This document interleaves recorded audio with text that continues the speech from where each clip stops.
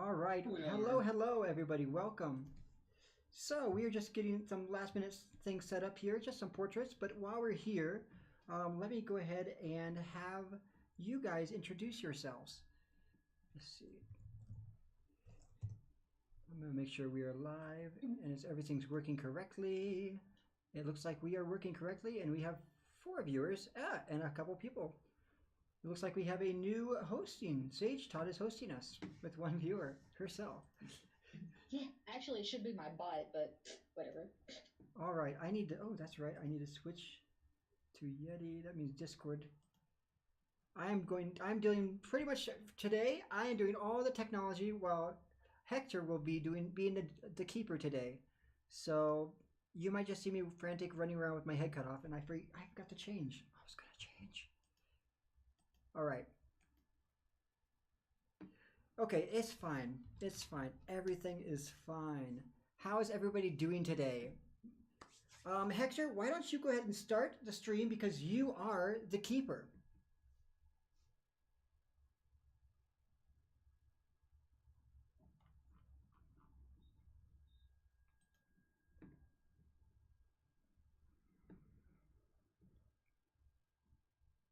With the Delusions from the Veil. Something really special. All the adventures are going to be original. They are not published in Mexico. And that's what gonna give it a really nice spin, I think. All right, sounds good. So let's go ahead and jump down to. Uh, Finn wasn't able to make it today, so we're going to jump down to Sage. Sage, why don't you introduce yourself and perhaps, if you'd like to, your investigator. Uh, okay. Hi. I'll be playing Sam, who is the sister to Finn's character being Redley, and she is a journalist. And the reason why she is here is I need you to get closer to your microphone, please. I can't get closer to my microphone. It's a plastic microphone. It does not move. Ah, okay. I'll just talk louder. I just need to turn mine up. Okay. All right. And so you're the journalist. What Mhm. about, let's talk to Quantum. Quantum, if you'd like to introduce yourself, and you Hi. can introduce yourself, like where we can find you, as well as your character. Sure thing. I'm Quantum Witcher. I do nothing on the internet so far. Just a guy trying to study physics and go crazy about it, all that jazz. And in this game, I will be playing Professor Ernest Princeton, who is a unfortunately washed up physics professor, and after losing his wife to a illness, not being able to pay for treatment right after the aftermath of the Great Depression, now he's on the search for just some purpose in his life, maybe some money to be made, maybe some direction to be found.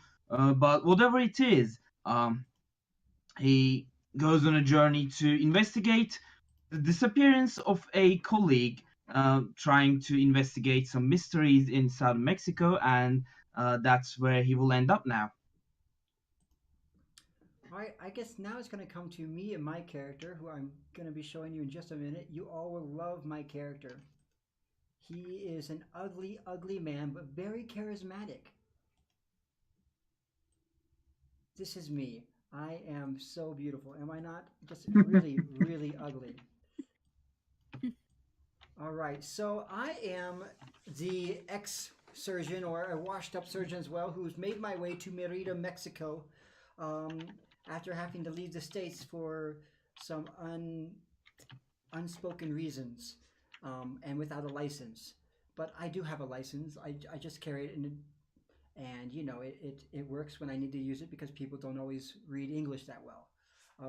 But they do trust me. And yes, my name is Roland Heinz. And online, you can find me as Winged Horizon. This is my channel, and you can always find me on Twitter. So today, I'd like to go ahead and before we start, to let everybody know that we will be doing a giveaway of the Cthulhu 7th edition Cthulhu Keeper Screen. And what this Keeper Screen will do is well, of course, it's like a Dungeon Master screen or a Game Master screen at 10 viewers or at, I believe, what we say, 8 subscribers, we will be giving that away. So I hope we can be giving that away today. We're really excited to be giving it away Yeah. and to have new There you people go. watching our stream. So, all right, there we go. Now something's working, and it says no sound, and you dropped from the call. Did I drop from the call? Yeah, You did. you're gonna Yeah, have to you did repeat for a that, minute. man. Okay, you can't hear me at all. You know, I should be able to see my chat on the screen here, and I'm not seeing it. Yeah, right now you're back both on stream and on call, so Mm-hmm. I am not seeing that. yeah. Technical Did you say I'm out of the chat, or I'm? Oh no, you can hear me, right? I'm just out of video. My video is working. Yeah, No, right now you you're dropped alright. from the Discord call. That's weird. Okay, so Yeah. for some reason my internet's being really choppy today. Can you all hear me now? Yeah. Can hear you. Okay, excellent. Good, good, good. Let me go ahead and restart introducing myself one more time. My name is Josh. I'm playing Roland Heinz, a washed up ex surgeon from the States who's made his way down to Mexico to, I guess, seek my fortune or perhaps find myself in a bottle. But I'm still a great surgeon, and I'm still a ladies' man. I'm still a go getter. So that's who I am, and I'm here to investigate whatever I have to get myself out of the bottle. Probably. This is my first time playing Call of Cthulhu. What about you all? Yeah, This it's is my my first time. first tabletop RPG campaign ever, so Wow. I'm Yeah, right Cherry there busted at now. the 0 point. Just that. That's a bold move, starting with Call of Cthulhu. Mm-hmm. You're gonna Yeah, love this it, I was the think. opportunity, and I bited it. So we'll see. Kudos on that. That is crazy. Okay. All right. Well, welcome. Favorite character so far, and Peter Capaldi as reference. All right, excellent. Yeah. So, oh, you're talking about my guy. Okay, yeah. I found a guy who looked like he was not so handsome, not too handsome, kind of like scraggly and well, but still charismatic. Hector, I'm gonna let you go ahead and take it away and introduce the setting and what the hell we're all doing in Merida. Of course. Take it away. Well, 1932. It's 20 years after the Mexican Revolution. It's here with many of the settings. Most of them are on the USA, Arkham City, and all that Lovecraft country. To take it onto something more exotic, I started researching about legends and lore. Mexico is a very rich country on lore and legends. Maybe you have heard about some of them, like La Llorona. Deeper into that, and as a colonial city, as one of the first cities on the country, we got a lot of things that I could give a Lovecraft spin to. Downtown, Centro, showed in the screen at that time. It's something that I already run for some players. It wasn't untested, but the story by itself is original. For this thing, bring you here, your characters are no less know about the place itself. With that, what do you, as a person, know about Merida or Yucatan in general? Are you asking us what we know? Well, I believe my character has been here for, well, I think he probably got here about 2 years ago after a hasty exit from the States, where he found Merida to be a nice coastal town close to the beach. And so he decided to, enjoy the, well, I'm not sure. When was the prohibition in the U.S.? I think it was right before the Great Depression or right after. So Yeah, pretty that's much right now, before. right? Wait, which prohibition? The alcohol prohibition. Right And everything? between the Great Depression and like the ending of the Great Depression and the start.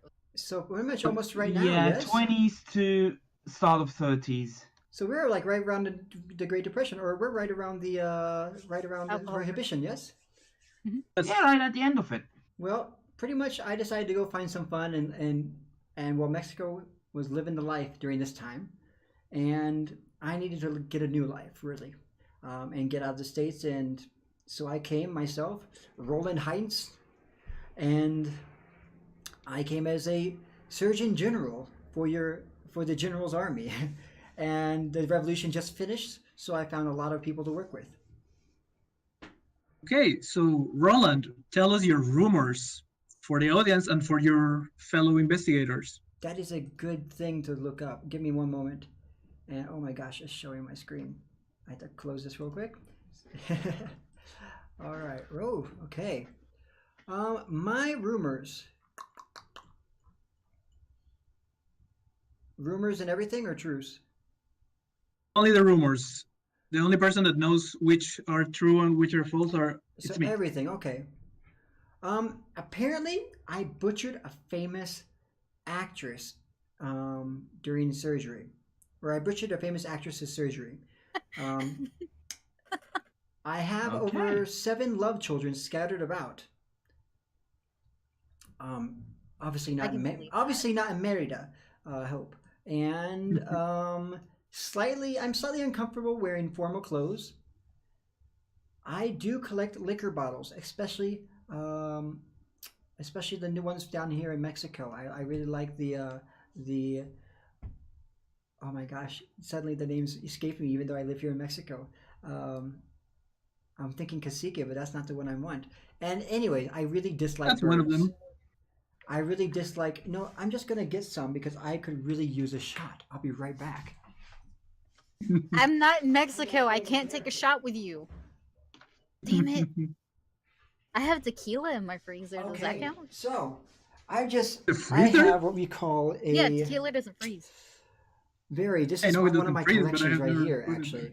I like And cold this tequila. is a classic from 1900, and it's from the state of Guerrero, and it's a mezcal. And so Oh, that's what dear. I'm drinking these days, and it's really tough stuff. It's you got your That's the good stuff, actually. yeah, it's really good stuff. And so my last one is I really, really dislike birds. But I love bird paintings when they're, in paint and not in feathers and looking at me with their beady little eyes and wanting to kill me. So, Sage, why don't you give us your rumors and your character? You want me to give you all 5 of them, right? Because 2 of them overlap with Finn. Okay. So the first one is we helped each other form our careers and where we stand in them. Next is one of us killed our mother. After that Hey. is I take money for false stories. The next is I've been divorced twice and working on my 3rd. And lastly is I've plagiarized the story just for the recognition. Intriguing. So you're kind of a daredevil kind of person. Rar.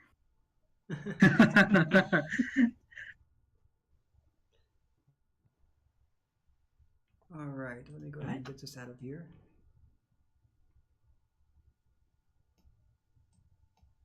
Okay, who's next? I think would be you, Ernest. Yeah. So shall I tell Ernest's rumors? All of your rumors, please. Yes. Yeah. Ernest is scornful about not being allowed to fight in World War One because he was too old and too fat at the time. He believes in alternate dimensions, which may be the cause of the quantum weirdness that they have observed in that time. And just to give a little bit of context, that 1932, that was about right after quantum revolution in science, which just blew everybody's mind about how weird the universe could be. So he believes that could be about alternate dimensions. Ernest cheated on his wife as she was laying sick and dying. He was secretly abused by his military father when he was a child. And lastly, he accidentally murdered a student in an argument about the student's grades. How do you accidentally murder someone? There's Could many be a ways I fight. can think of. He There- fell on there's his a own lot of knife. ways for that He to go fell on wrong. his knife. So I mean, you could tell it was an accident. It doesn't mean it is, but Haven't Accidentally you killed. seen a plethora of It's okay, movies this- where someone pushes the other one over and they fall over? Hit a corner of a table, dead. That's an accident. That's not yeah, their fault. They hit the yeah, table. exactly.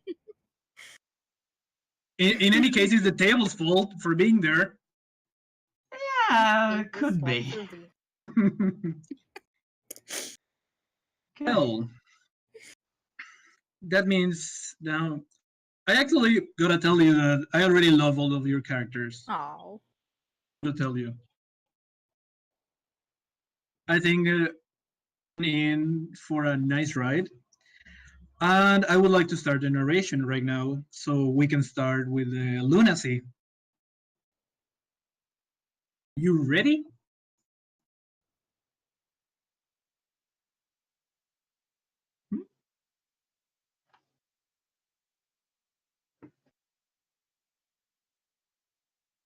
I'm sorry, I missed that part. Oh, What did you hear? What was the Excuse me, last thing I you put my heard? microphone off. So yeah, we're all brand new to this. So what is lunacy?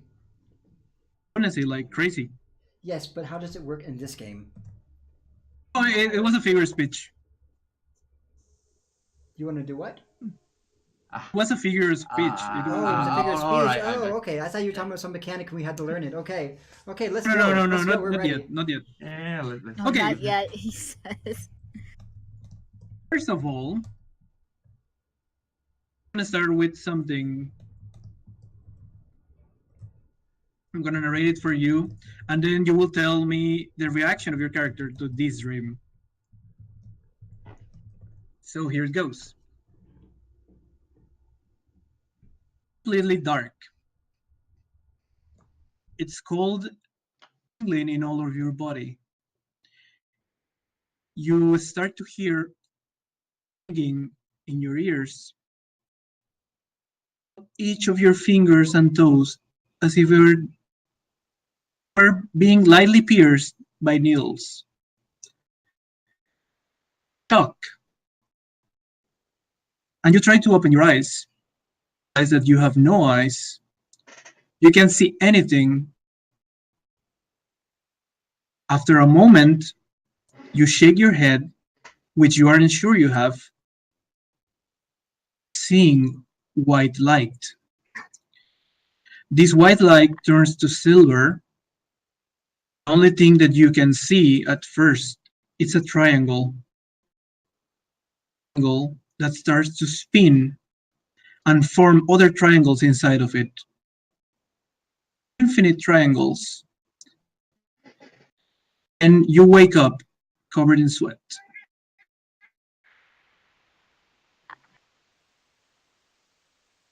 Who wants to go first with their reaction? Has everybody had the same dream, no matter where they're at? Yeah, right now it's the same dream for everybody. We're in the same room. No, you are at each other's places. We're gonna go there in a moment. Okay. Right.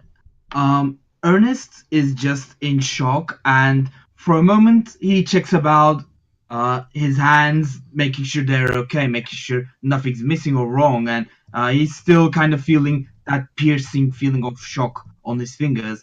Then he frantically starts taking notes on his notebook, trying to equate this to some sort of physical phenomena. But after a moment, he just says, "Ernest, stop yourself. Okay, that was just a dream. Okay, no, not everything is physics. That was just a dream. Take a breath, go downstairs, get a shot of tequila. It'll be all right." And he Full circle. gets out from his hotel room and just goes downstairs for a shot. Okay, A pause. Ernest, give me a roll, please. It should be either science or intelligence. One of those two. Okay. One. Do you want it to? Which dice is it? You have to open the character sheet and you press in there. Okay.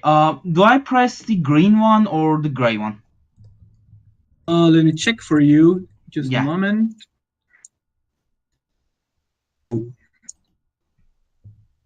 So green one. Okay. Either a science roll, right?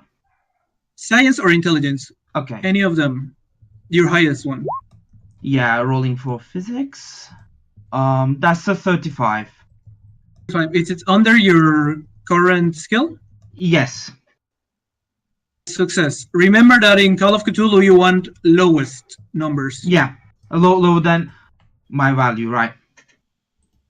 Your studies and what you have read, fractals, these shapes that occur in nature and repeat themselves no matter what the size. The fractals of leaves, the fractals of mountains, all this kind of math that some call sacred. Yeah.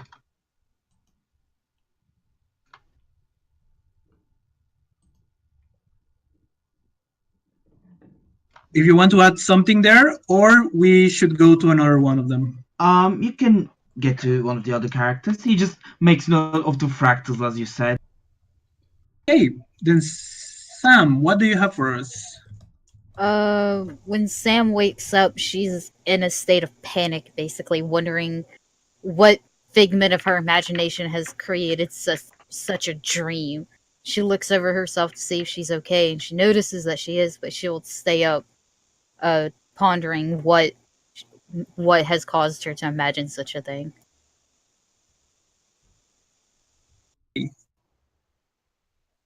Oh,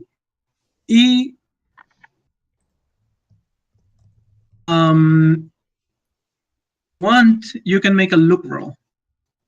Oh, a luck roll? Only if you want to. What's a luck roll for? Luck roll has many functions, but in this case, and that's a good question, it's used for giving you ideas sometime, or for the likeness of something good. That's the normal roll for luck. You want to break into someone's room, and you roll luck to know if they are there or not for the narrative. Other kind of luck roll depends on if you want to spend luck points. You have a luck score, and it can be used as a resource. It goes down as you spend points on a one-on-one basis to help you succeed in your roles if you need to.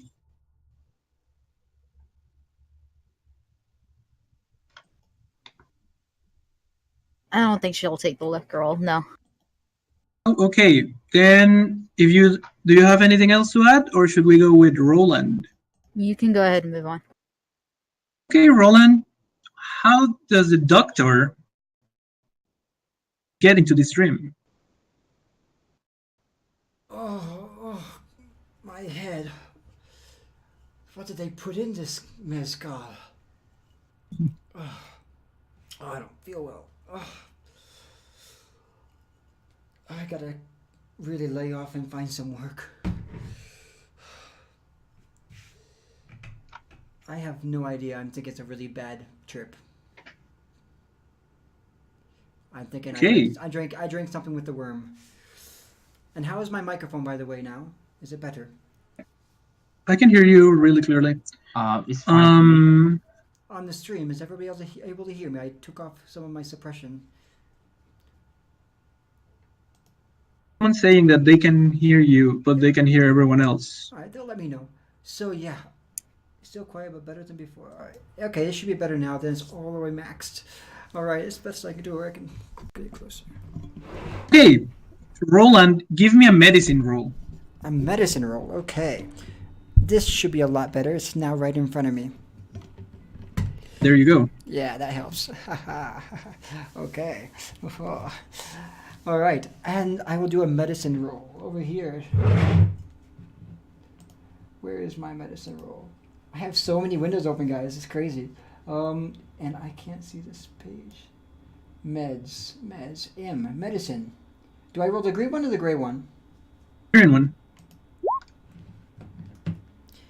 And we don't have that screen showing, but I can bring it up. Let's see if it actually comes up.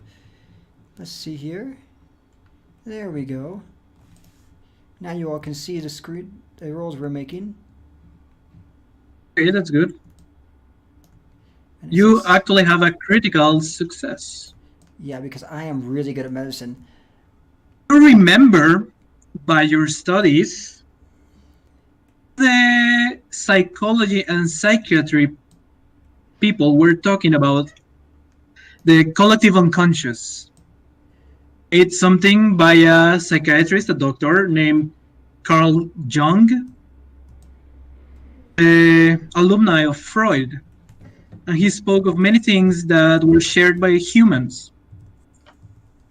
The shadow, some of these other concepts. You can make questions, 3 specific questions. I can make 3 specific Because you- questions about Carl Jung. Yes, or about the dream itself. All right. Oh, great. You can actually see what I'm looking up. Excuse me 1 second. I need to jump over here. I forget. I'm running everything here. 3 questions. Now, I'm going to try to recap what happened. I woke up, or I was in a dream. I felt something poking my feet, correct? And it felt like something was biting my feet. So why would I have something biting or poking my feet in my dream? Okay. Some part of psychoanalysis tells you that you might feel you're being intruded into, that you're being persecuted. That's part of the psychoanalytic theory. Okay. Conscious. And can you give me a quick recap of what happened in the dream? I remember we get poked, but I was a little bit preoccupied with organizing windows. Yeah, don't worry, I can tell you again. It started with blackness, with darkness, and not feeling anything. Suddenly, you started feeling your body. Suddenly, you started feeling like you were being poked with needles of your fingers and toes. But you still couldn't see. Became whiteness, white, a triangle form that started having smaller and smaller triangles inside of it. Then you woke up with a flash. Okay.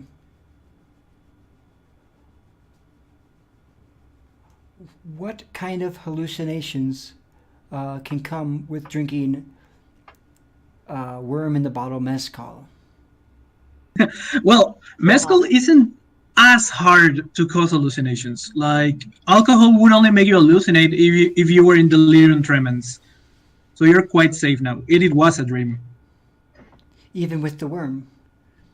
Even with the worm and the salt and the Okay. lime. And then I guess my other question would be, in my mind, if I was talking to myself, why would I see a triangle within a triangle in the light? What does a triangle represent? What does triangle- The unending triangle. The unending triangle seems like the triangle of oblivion or triangle of infinity. Oh, actually, triangles have a lot of representations in mysticism and even in psychoanalysis.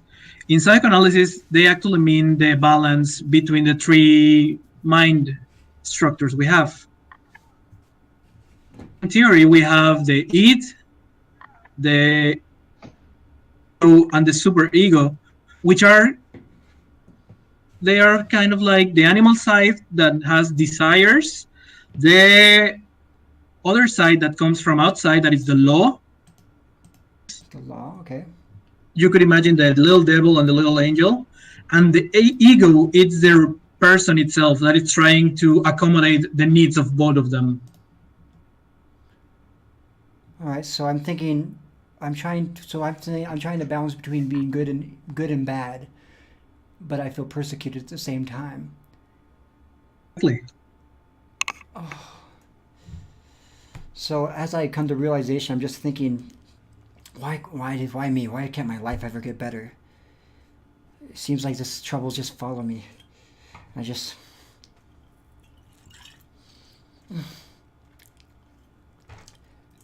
Just another day. Just another day. Okay. Better get to the office.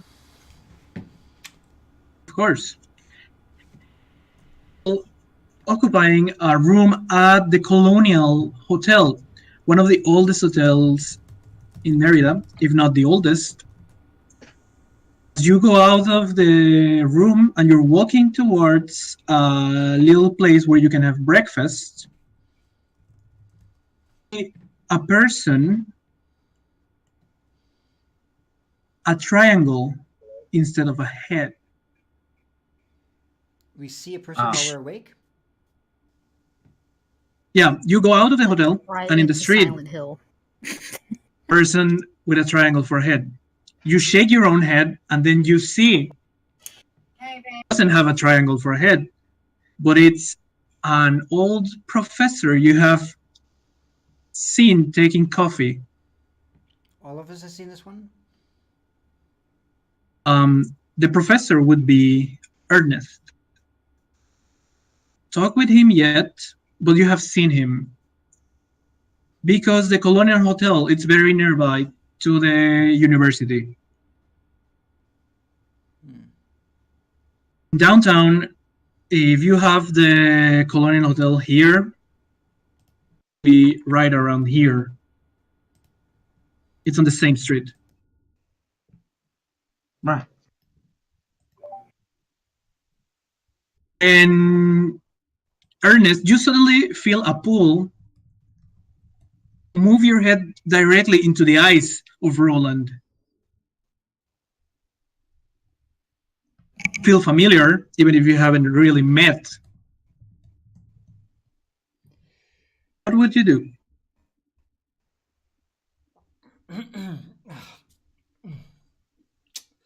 Well, back to the office. Good day to you, sir. Good day. And I shake my head and I look at the professor again that I thought I saw with the triangle head, and I look back at him to the guy behind me who seems to know this professor, and I just walk away briskly. Ernest, you see in Roland's eyes, pupils look like triangles, silvery triangles. Then you shake your head. Nice. You feel a pull towards him. He keeps a keen eye on Roland and just lets him walk away for now, but makes a mental note of the guy or any later occurrences. It's the law of attraction.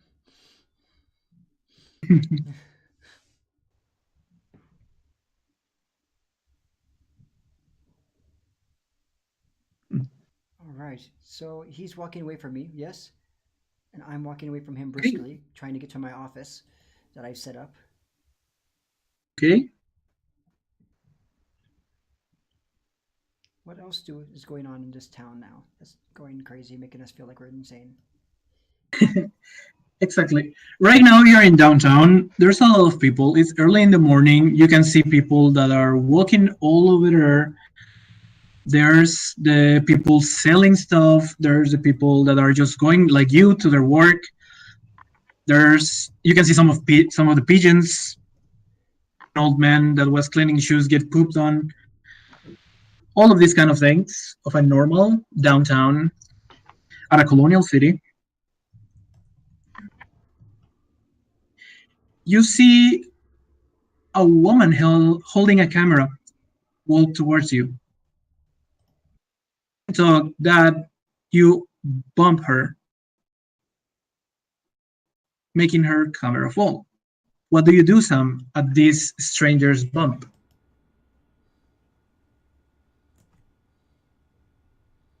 Are you talking about Ernest or are you talking about Roland? About Sam, actually. Okay. So she bumps into Roland? Yep. Oh, You were going to the university to cover a paper. wing they're having, Oh. Well, pardon, but you pardon bomb me. him Excuse on me. your way. Excuse me. I'm. You can probably smell the alcohol just stinking from my breath, and I just brush my beard a little bit. Excuse me. I must be going. She'll give him basically like a cross look and a nod as she kneels down and picks up her camera from the ground and examines it to see if it's broken or not. See that, given your luck, it's not broken at all. It has a minor chip, but nothing that could make it unworkable with. I looked a bit spooked as well. As she The camera stands, does look expensive. I would say as she stands, she'll look to the man saying, I don't know if you're going to work or going to the bar, but either way, you might want to clean yourself up. I. Of course, I am clean, and I'm not going to the bar, and I'm just going to my mother's house. Okay. I won't question it anymore then. I apologize for the camera. I Okay, Roland, give me a persuade roll because I'm thinking you're not actually telling the truth. I'm still telling the truth. Persuade. Oh. Where's my bullshit indicator? Oh, look, there it is. Oh, you go. You know this guy is lying through his teeth, and you actually feel a little against him. What would you do? Again, she'll just give him a cross look, shrug him off, and pretend like he doesn't exist. As she continues down the road. Okay, By the way, what time of the year is it? What season is it? Summertime? Because summer is really, really hot and humid. it's actually well, I forgot telling that. It's the 14th of April of 1932. 14th of spring. April. Okay. Okay. That's 8 a.m. It's starting to get really hot. Yes. What's the weather like? The weather it's kind of cool for being April because global warming hasn't gotten. That's true. I guess it hasn't hit us quite yet, but I predict it will someday. Of course. As you keep walking towards the university for your paper, you encounter Ernest. You know, for a meeting you had, it's part of a physics program where he will be teaching a lecture. Okay, so I signed up to give a lecture. It was in quite short notice, but I think I had some time to prepare, a couple days maybe. So I plan to be lecturing a brief introduction into the new developments of quantum mechanics, namely the latest formulation of Schrodinger's wave function. But it's quite nervous for Ernest because it's been quite a short notice and he doesn't have any teaching material to really get into this stuff in this weird place that he's in. Yeah. I misclicked something. Sorry about that. There you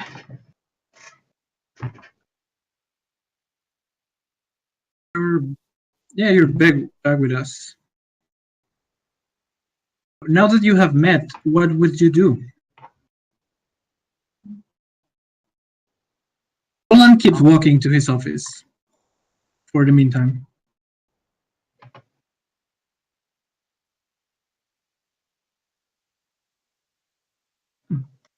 And I do have a lecture to give, but I give another head nod to him. And before I rush past him to my lecture, I actually turn around thinking I should probably meet some other people in this new place that I'm just into. So I just as we're rushing past each other, what does Ernest do actually? He will just briefly stop and reach a hand to timidly tap into Roland's shoulder, saying a tentative hello in Spanish. Sam's shoulder. Sam is the one that walking the same way. Oh, sorry. Don't I worry. got really confused there. So, I come upon Sam? Mhm. Or is it, sorry, I'm not hearing any of you, am I? Well, it's Sam, you know, because she's gonna make a paper Oh, okay. for about your new lectures because they're a new program that's starting with a new wing at the Wadi. That's the name of the university. All right. Here's the thing, though. Okay. So I came upon Sam, right? Sorry, just got a little confused with the whole thing. Can we reiterate, how we know each other again? Of course, she met you at a cafe because she's going to write an article about you and the university. You had a brief meeting to get to know each other, and you had a meeting for today as you're going to show her some of the facilities. Oh, okay. Unfortunately, Ernest can't really show her the facility because he's quite new here himself, and they haven't really managed giving him a library card or anything. So he will probably need someone else help. But he goes to meet Sam. Where they meet? She's walking towards you with her camera, looking kind of glum because of the person that brushed her and threw it to the ground.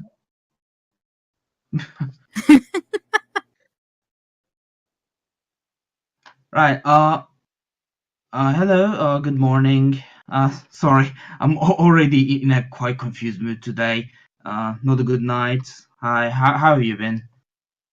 Well, apart from my also quite weird night and the man who almost destroyed my camera, I'm doing quite fine. Oh, I don't know what much. I don't want to say much, but I've seen some people be quite rude here. It's not something I'm too accustomed to, but I give it to chance. I'm not gonna judge anything. So what do you want to talk about here today? You're supposed to show me around and explain what you're going to be giving a lecture on today. Right. There is just one problem. They didn't give me my staff card yet. It's only been, I think, a month since I came here. I don't know why they're making things work so slow, but in short, for me, I can show you around the physics labs. They know me. They'll let me in and stuff. But if you wanted to see the library or anything, we'll have to go ask someone to help us. The physics lab should do for now. Fine then. Where was it? I think the main lab was this way. Let's go. Yeah. There we go. Do follow me, will you? And he leads Sam to the main lab, main student lab rather, where they do most of the lab curriculum. The university, it's only 2 blocks far away from you where you are, so you get there quite quickly. Mm-hmm. Give me a second. Okay. As Roland keeps walking towards his office, at the outside of the door, there's a man, kind of strange clothes for being Merida, Yucatan, He's completely covered and some kind of fedora, sunglasses. Yes. What will you do, Roland?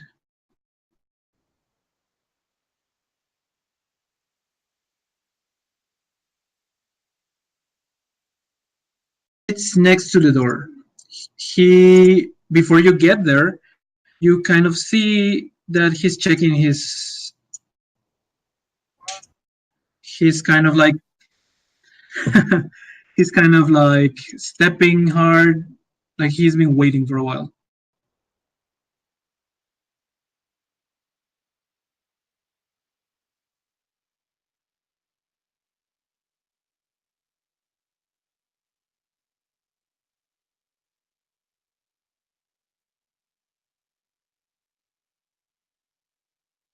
And you say this, you kind of surprise.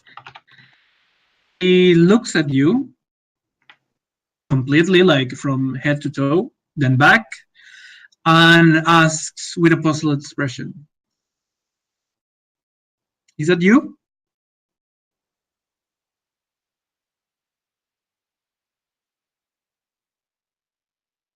"I'm looking for a doctor. They told me his name was Roland Hines."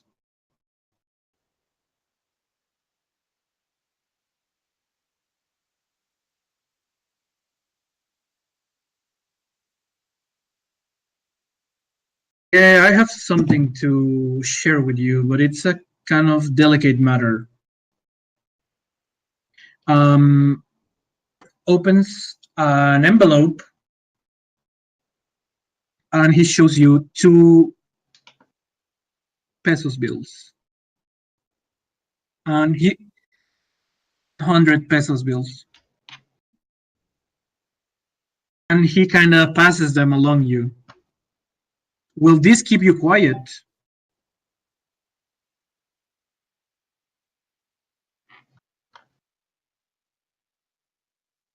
"This is something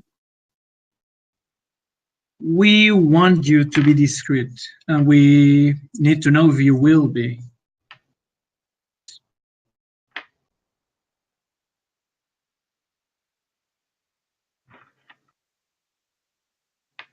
Let's go.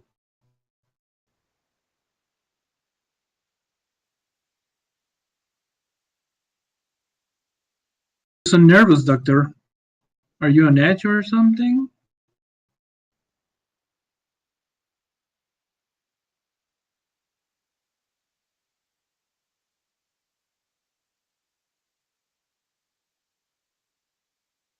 "Okay, we have a problem with the son person. Someone very important for Josh, right now you're muted stream. Yeah, we just noticed that.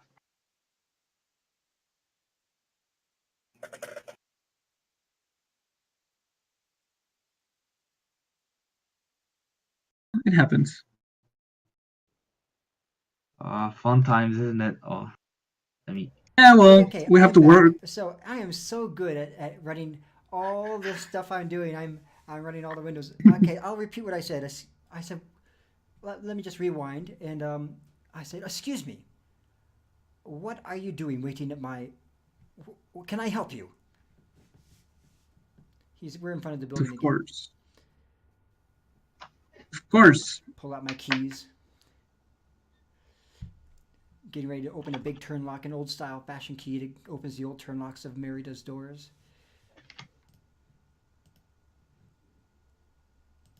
Okay. Once you're inside the building and the office, a man holds the envelope and throws it. He throws it at me. No.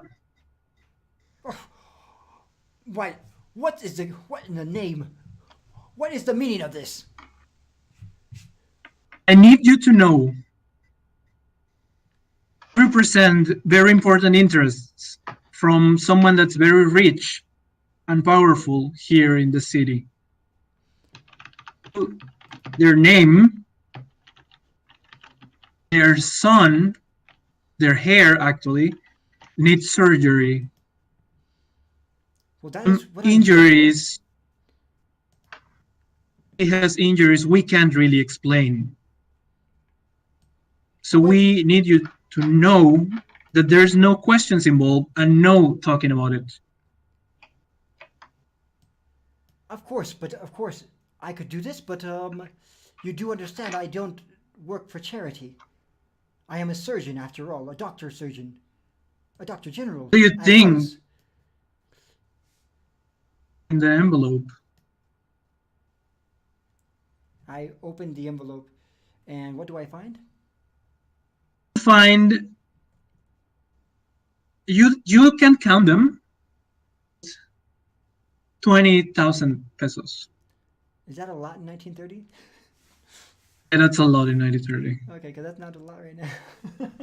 Of course, no. Okay. This is a lot of money up front. So, can you explain the injuries of this heir's son? Well, we need him, and you tell us what's happened because we don't know how he got them. We only know where he got them. We need you for that. You know where he got them. Okay, and what are we talking about? What can you give me any hints or anything? What kind of tools do I need to bring? I'm a surgeon with tools. Do I bring? Why don't you just bring him to my office? I have a chair right here. I have a work table. And inside your office, you can see that this table is my doctor's office. It's not. It's maybe better than the general hospital. Maybe. I mean, I did come with a little bit of money, but I pretty much set up everything from scratch. So I found leftovers, and I chromed it up as much as I could. So I have an operating table, some lights, but it's really kind of it's semi-official, it seems. But it does have it does have the doctor over the door.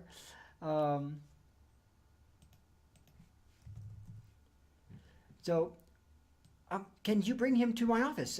If you bring him to my office, I can have a look at him, and I'm sure I could figure out what's wrong with him. That is what I've been educated for.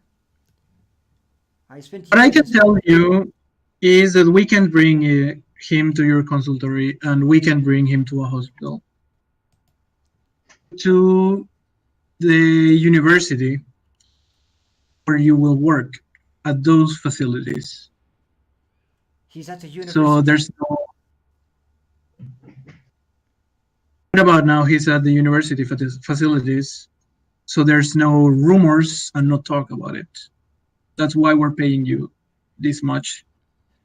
Okay, let me just get myself situated real quick, and I'll meet you outside in just a few minutes. What do you? Are there any tools I should bring, or should I just bring my? I'll just. You know what? Never mind. I'll bring my travel kit, and we'll see what we have. And so I ask him to. I kind of shoo him out of the door, so I can. I'm not sure. In 1932s, do we have breath mint or what is it called? Some gums like the baseball gums, whatever they have. That Yeah, we would. I'm sure Babe Ruth. We I think we would. had Babe Ruth gum, didn't we? Chewing gum. Actually, Mexico is the birthplace of chewing gum. I would have More lots so of chewing South gum all America. the time. I'm a chewing gum addict then, and so It's just not sugary, but it's chewing gum, and it has a distinctive flavor. I go to the I probably don't have a sink because it wouldn't be good water in it. I go and I have a canister of water that I keep for there, and I kind of pour a little bit out, wash my mouth out with some alcohol like Listerine. Okay. And get ready to spit into the little ravine. A little ravine that goes out of the wall in case somebody bleeds in my room, and I can clean it out. And it's a Mexican. It was a really really old time Mexican kind of surgery room, where the blood just kind of goes out from underneath the walls into the local ravine, and I get myself ready, and kind of brush my hair because I'm going to the university. I get my travel kit, which has my tools, mostly the basic tools to do a checkup, because I don't know what I'm expecting. Um, I'm definitely not expecting anything serious because this guy just seems to be out of his mind. And then I meet him outside about 5 minutes later. Okay, when you're outside, the same guy called to you from a black long car. I'm sorry, the guy has a long scar on his face? Oh, he has a long car, a luxury car. A luxury car. Like a limo? Okay. Not exactly a limo, but like kind of like a custom car. Oh, okay. Very sleek.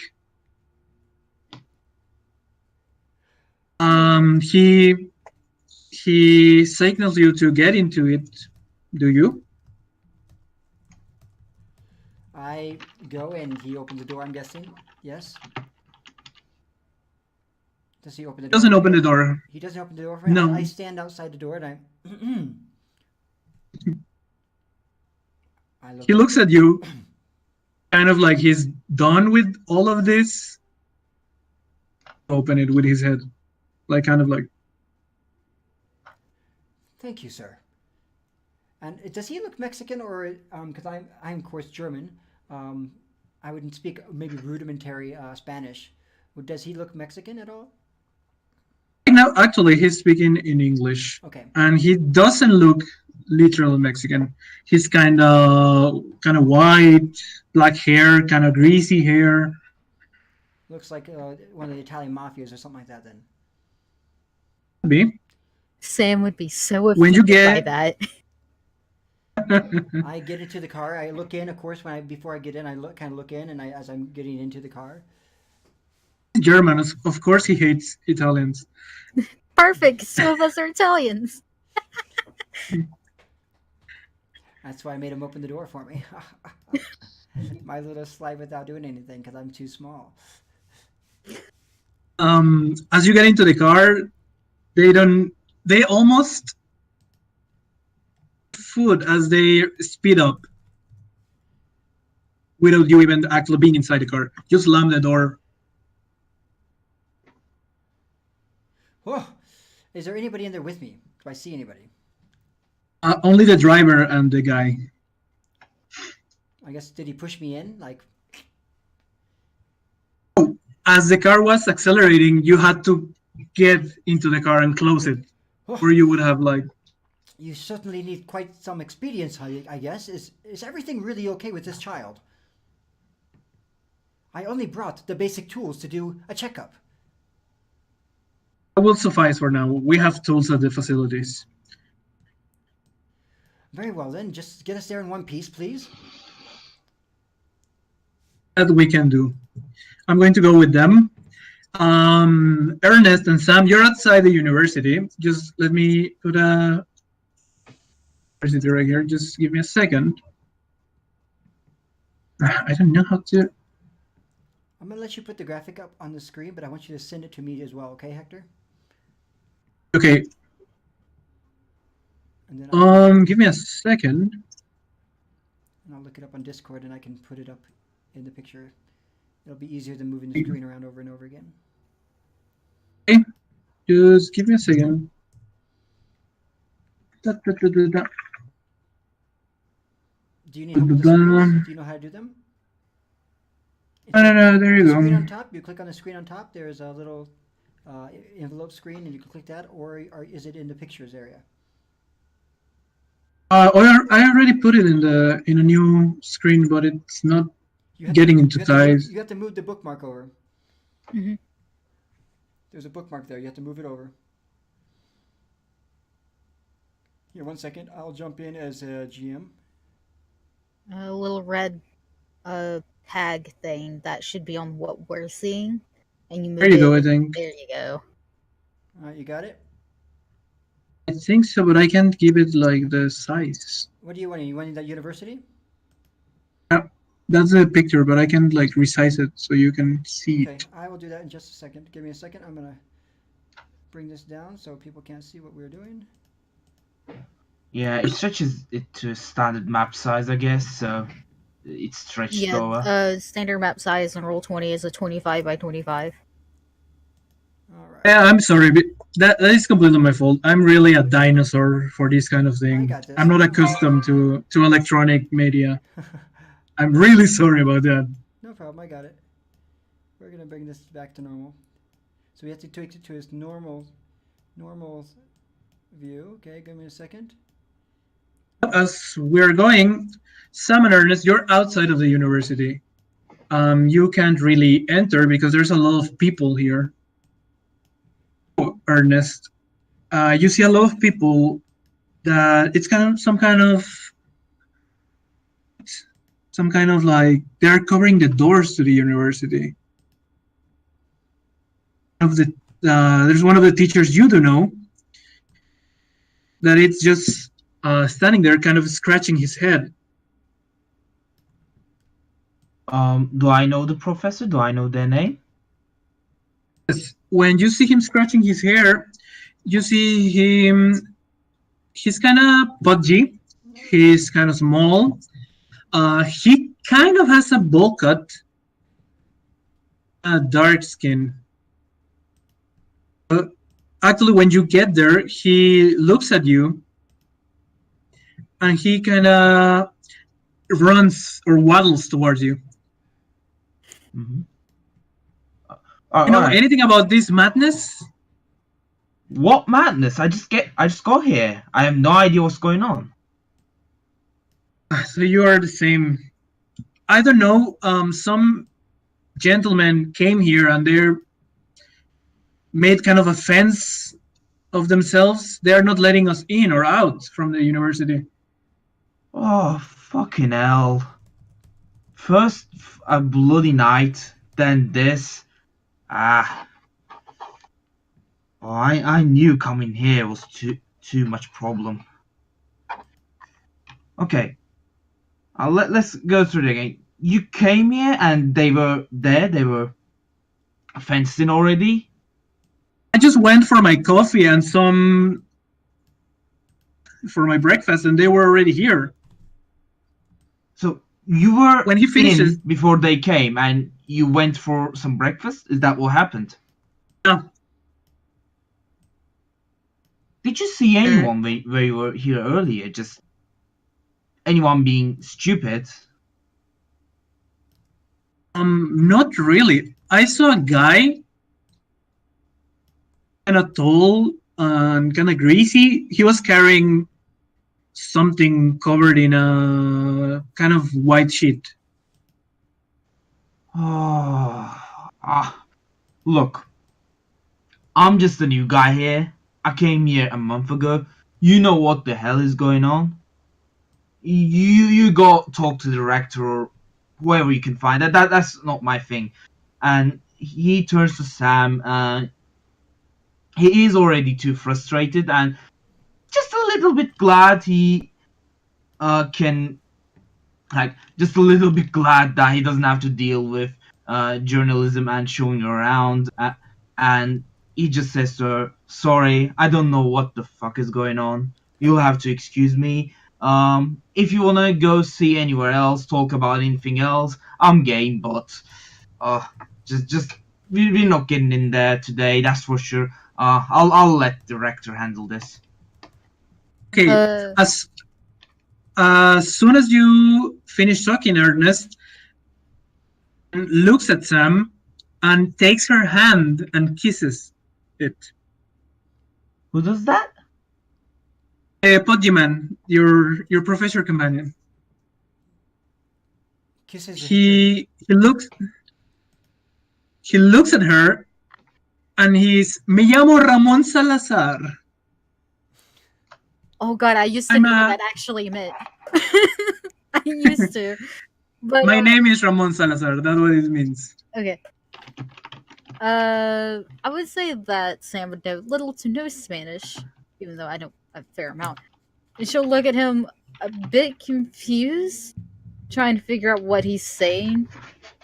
But she'll say, hello, my name is Sam. I want to call her Sam Aaron. Ron. I want her to have that name. Yeah, she'll say hello. I'm Sam Ron. But confused, but assuming that's what he was saying.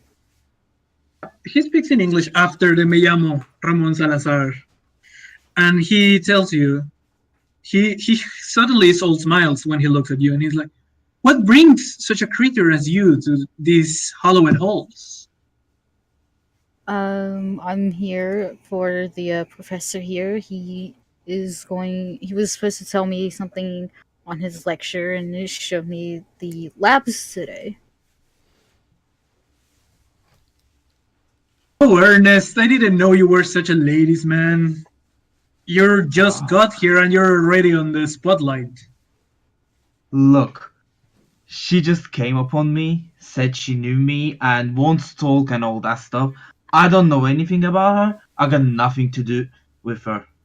I got nothing to do with that ladies man bullshit you're talking about, okay? Leave me out of it all. Okay. Can When I he just say, says that, as he was talking to the other professor there, what they were saying, Sam was taking notes on, as a journalist would do. This can make a great story.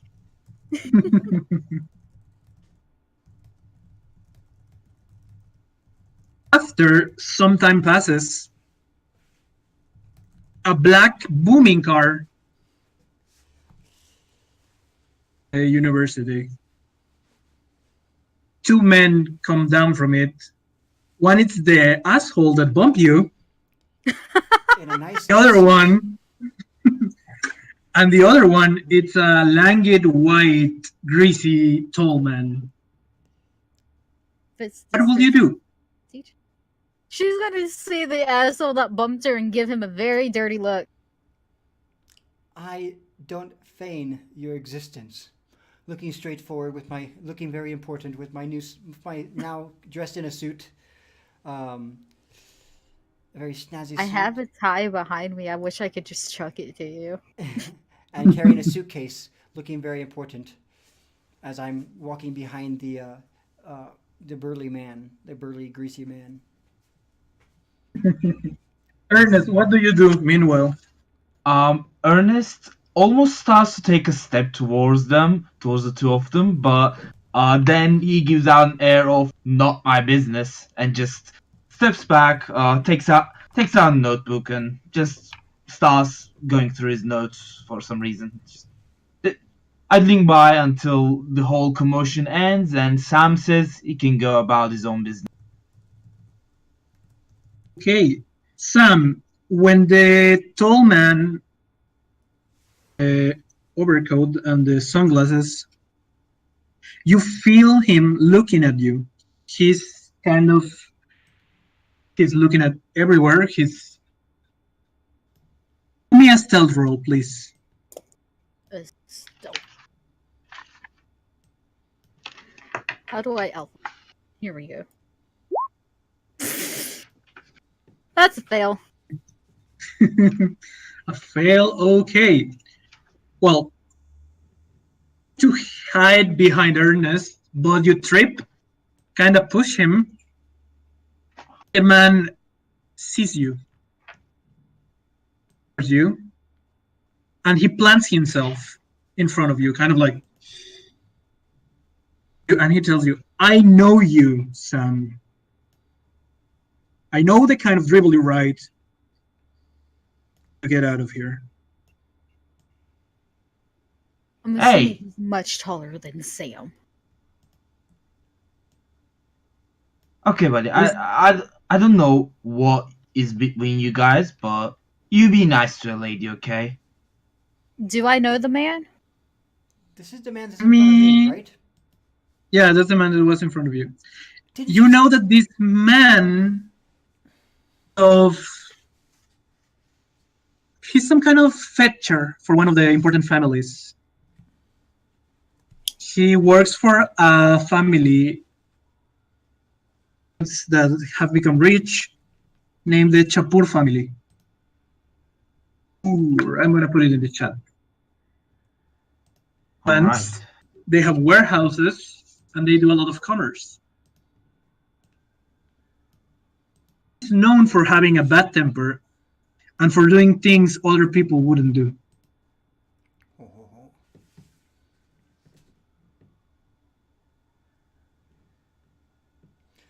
oh. I thought you said I'm talking to the man. Excuse me. We are in a hurry right now. And I look at the man. I say, "Did you not say it's in there? Yes. Can you show me?" He looks at the men that are at the door and he tells them to let you pass and that you should go forward. Him or are you gonna stay? I look over at the journalist and I go, and I kind of almost kind of like a look of contempt, like I'm actually a little bit paranoid, and then just a little bit of contempt and just and I walk very importantly walking with my suitcase into the door, and I curtly or quietly say under my breath, "I am the doctor." Okay, what do you Pass. do, Sam and Ernest?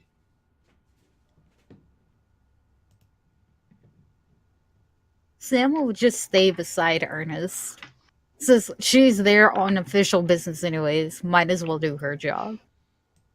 Though her curiosity is piqued as to why this so-called asshole of a doctor gets to go through the door and she doesn't. Hey, Ernest, how do you feel about this man threatening your... Mademoiselle. It isn't his problem. He's just worried about them. He is just worried that someone, especially Sam, will do something stupid, and then there will be a problem in his hands, and then there will be maybe a fight or anything. And he just doesn't want to deal with any of that shit. He just wants to go back to his room, have another sip of coffee, and actually deal with like important scientific stuff than whatever drivel this journalist is driving about, because he really doesn't want to care about you know these things really. He's just here. He's just a stranger here. He doesn't really care about the university either. He's just doing lectures and stuff because he needs to earn some money. course. But actually, that's one of the conditions that you have to manage some of the outside business of the school. You have to be social with some of them because as a foreigner, you give a good image to the university. Yeah, exactly. And he is already pushing for that, but that's all. Showing That's you the power. most earnest he can do.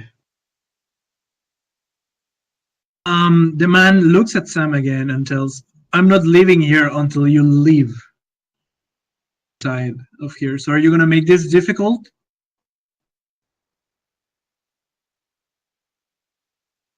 Sam will gather her belongings and start making her way towards the front gate, uh, without wanting to cause any troubles for herself, for Ernest, or anyone like that. But when she's past the man, she's gonna look over her shoulder to see if he's still watching her. Okay. He goes inside the door. Shoulder. Goes inside the university. The men are still outside, but there's a park nearby. But and there's no shade here, so they start walking towards the park. Because it's not anymore in here. As you enter the university, Roland, you see the building on the inside. Of at least 3 floors. It has rough stone. It's Have I been to the university repurposed. before? You haven't. You have, but only to actually exam, so you can practice medicine here in Mexico. Okay. You That was you an had to easy pass a test. You had to make. Yeah, it's easy, no problem. You had to make a test. You had to make some practices, do some service before they granted you in Mexico, stating your what you had, And so what do I your see? You say credentials it's and all. rock. Has it changed from the last time I was here? Oh, it's pretty much the same. Okay. The scenery it's that of a colonial building repurposed. Such beautiful the Too architecture. modern. It's not too modern. It has columns in arcs. It doesn't have much of a space it's not greenery. It's mostly the rock and the classrooms and facilities are which are painted some kind of yellow.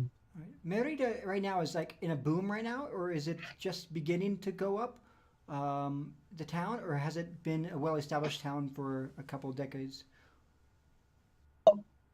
It's the capital of the state, so it's been big for a while.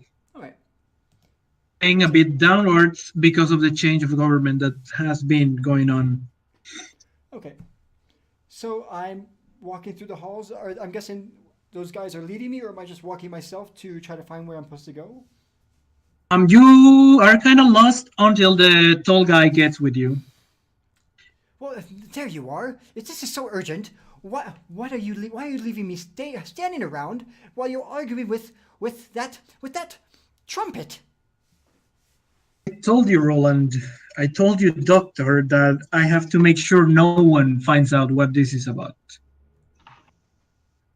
No press. That means no anyone that could hinder this operation. Well, no one really likes the press, anyways. But anyways, please take me to this child that you spoke of.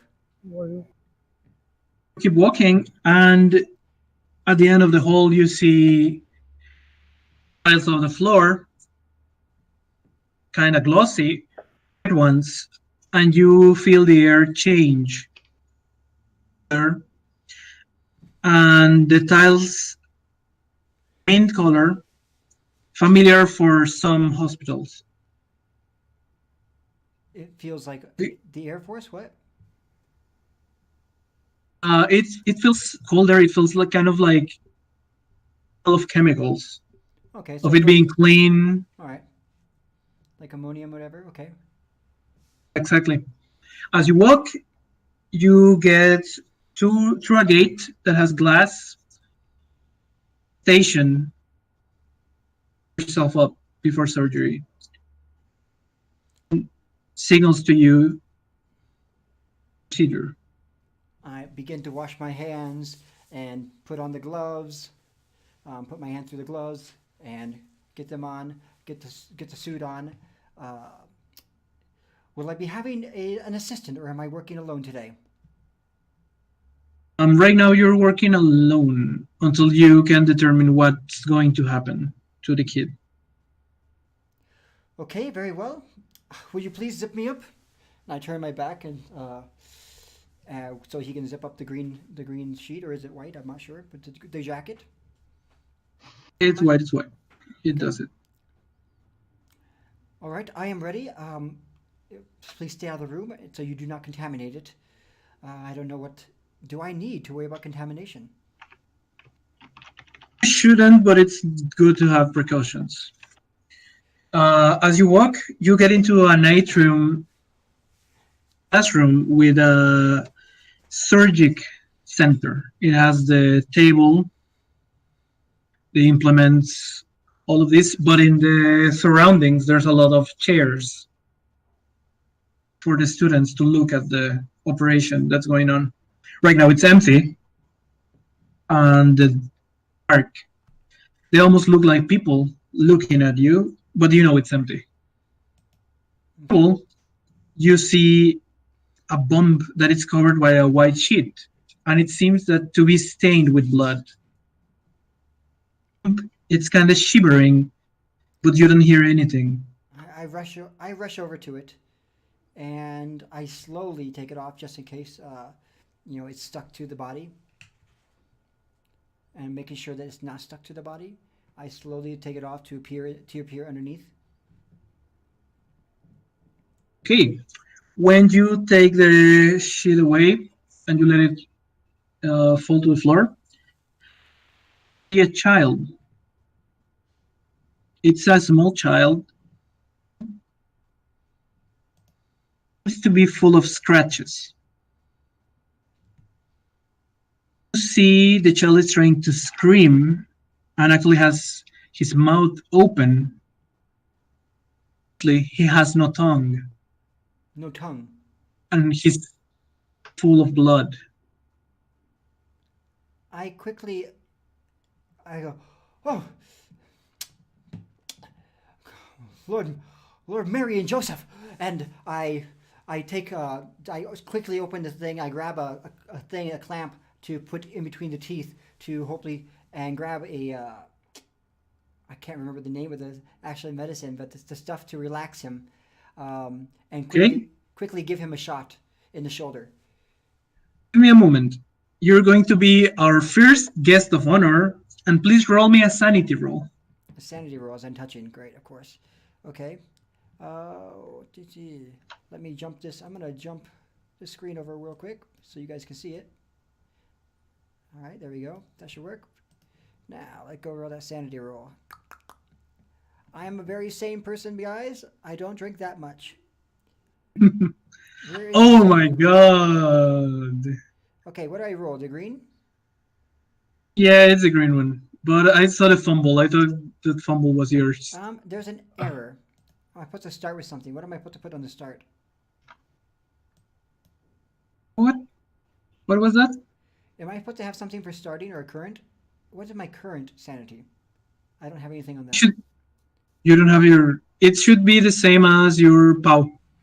As my what? My pulp? So POW. type that for me, please. Power. Power. Okay, got it. The power characteristic, yeah. Power. It should be... Looking. It should be automatic. Like, it has a formula. That's weird. Well, I don't have anything current. What it does is it has a slash. So the first box is empty, the second box is empty, and the third box has a number. Yep. So I think we're supposed to have something in there. So any ideas what we're supposed to have in there? Power. Okay, power is 55. All right. That's your sanity. Oh. Oh. What did you get? I failed. I rolled a 98. So you got a fumble in the end. Please roll me a d6 so I know what to do next. And what did you win behind door number 2? D6? Yeah, please. Okay. Oh, D6. Where can I roll that? The fun thing for me, guys, is if I move any windows, everything's going to show. So let's go ahead and bring this thing back here and we'll get my D6. Okay. I need to find, maybe I need to open 2 of these windows. All right, a 3. 3. Okay. As you see this little fellow tongue, you see it's empty and black for a moment instead of pupils on a weird shimmering silver. And it goes back to normal and you start shivering, but you start working with the child. So I saw his tongue go black and then turn silver? Eyes. His face. Eyes. His eyes, okay. And I go, oh. I get the hair just rises in the back of my neck. I start getting goosebumps. Do I need to change anything on my character sheet for that roll? Yes, the sanity goes down that many points. Goes down 98 points? 98 or 3? I think 3. Okay, so I'm at 55 and it says start. Do I put it in the start or do I put it in my current? Current. Okay. And I put the clamp on his mouth to keep him from seizuring because it looks like he's in a seizure. And I give him some, help me chat room. What is the shot that you get when, oh, what's that shot? I watch a lot of military. Medicine check, man. I know I need to get up my vocabulary, but give me some morphine. That's the word I'm looking for. I believe it's morphine. And to kind of calm his nerves down. I'm pretty sure it's morphine, isn't it? Morphine's Yeah, a it's one of the painkiller. ones, morphine. For the period, yeah, it would be morphine. All right, and you need a It's medicine check. in roll. Yeah, please. What the hell? Did you I'm get going high today, guys. I'm a high roller. Boom. The one game you don't want to be a high roller. Yeah, isn't it? Why can't we save this for Dungeons and Dragons? Come on, guys. I know, right? I need this for my Saturday games. Come on. You're kind of shook of the black eyes and the silver. I don't know what to do. I'm like trying to And- figure out what's wrong with him, and I'm freaking out. You can actually concentrate. After a moment, you breathe and you do some basic checkup on him. His skin is filled with scratches. You know it's by some kind of animal. To examine it, you find a gray feather. Okay. Gray feather is the size of my palm. Like if you Can I identify what kind of feather it is? No, do you have science nature? Science nature. Is that one of the extras? Yes. No, I do not have that. But I have science biology. You could also have natural world. Natural world, okay. I do have some of that, I believe. 10% at 15. Oh my god. What did you I really drank a few too many drinks of that mezcal, I think. Well, it's a feather, and it's from a big bird. You know? Okay, I guess go. I probably have some kind of evidence bag, or I take an envelope and I stick the feather in the envelope for later examination, and I'm going to look at his pupils again to see if they're dilated, and try to figure out if he's having like an epileptic seizure, or if he's and trying to find any kind of other punctures. They are really big, and he tries to talk to you.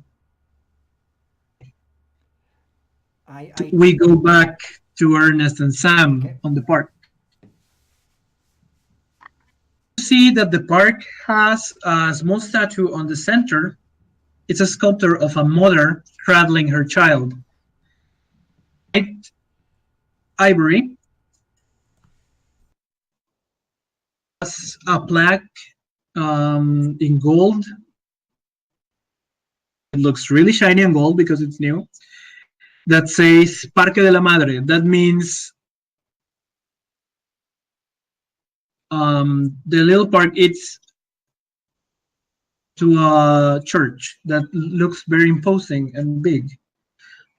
Some of the bells are ringing, and it has been an hour from where you first started. Some of the men have left. Them are sitting at opposite sides of a bench that's like, what will you do? Do you mean one of the men from the university building? The ones that were making a fence on the...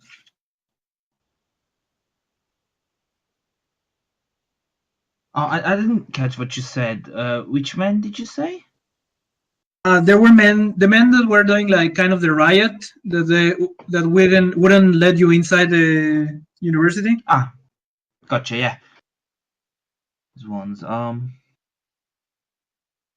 mean, as I said, Ernest so far has been quite disinterested in all these things going on. So at this point, he just keeps some company for the courtesy of it, and he's just lazily looking at his notes, answering the odd questions the journalists may have. But otherwise, he just wants this day to end so that he can either return to his university work, or better yet, return to his academic work. But he doesn't really do anything after seeing them. He just acknowledges them being there and says, "Okay, it's not over yet. Whatever." Okay, Sam, what would you do? You said there's an observation room that's around the surgical room that he's in, right? Yep. Is there a way to get inside that room? Yes, from the classrooms actually, but you wouldn't know that. He would know that. Then Sam would, as she's asking her random questions, like what he does throughout the day, whatever, she's gonna ask, you can get inside the classrooms, correct, around that facility? Yeah. I mean, it's all from the main corridor, but I think there's a back door that some students use. I don't know. Never been there, never my thing, but yeah. I think there's two doors. There are two doors. Are they normally locked, or like do you need a card or something? Because I know you said you don't have your staff card or anything like that. Uh, I mean, not like I would encourage anyone to go in or something, but I have seen students just randomly entering through there, so I don't know if it's locked, but doesn't seem to be. With that, Sam would check her watch, like, oh, well, look at the time. I have to be off now. And she'll excuse herself and casually make her way to that back door. Before you go, I am an idiot, Sam. I know. Sam, give me a listen roll. A listen roll. Got you. I failed. Okay, High very rolls much. today, guys.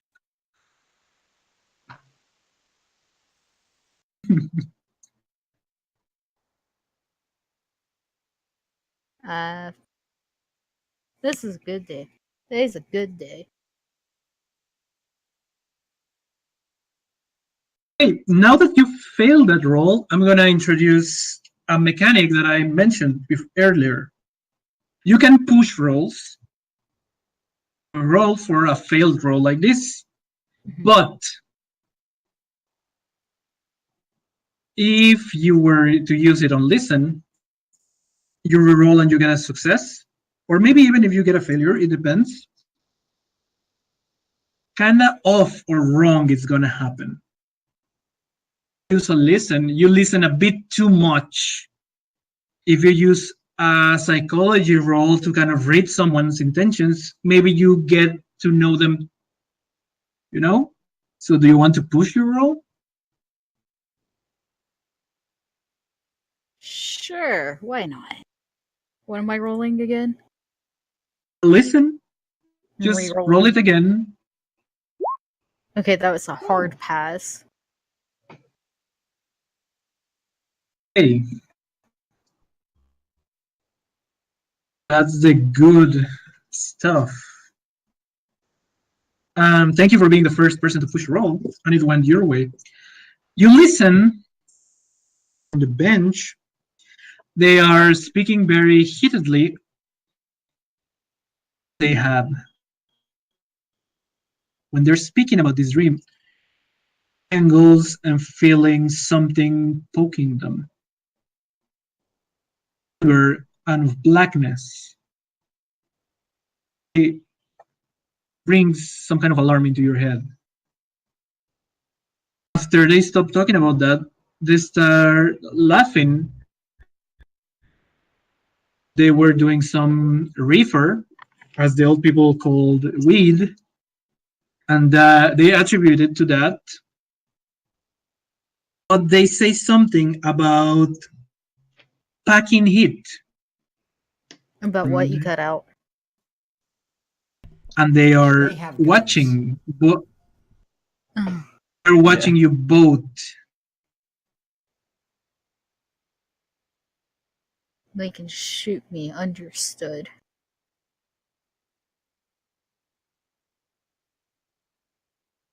What would you Nothing. do? Still think she'll head over to that back door. Still going, give me a stealth roll. Watch me fail this one. Yup. What did you get? I got a 50. I literally got double of my number. Now, here's where you could push it again, or you could spend some luck.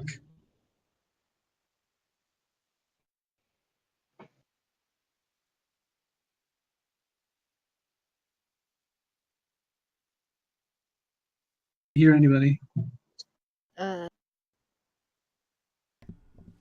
Are you back to me or are we talking to Sam? I'm still with Sam. Okay. okay.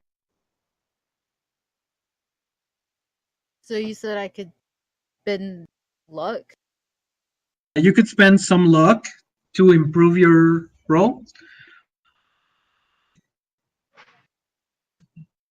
How would that work? Like, do you spend 1 point of luck to improve 1 point of the roll, or is it a different Yes. maths working? Okay, so like Yes, she'd have it's to on a spend. one-on-one basis. Okay, Exactly like that. so like she would have to spend 25 luck to get it just under the her value, just equal to her value rather.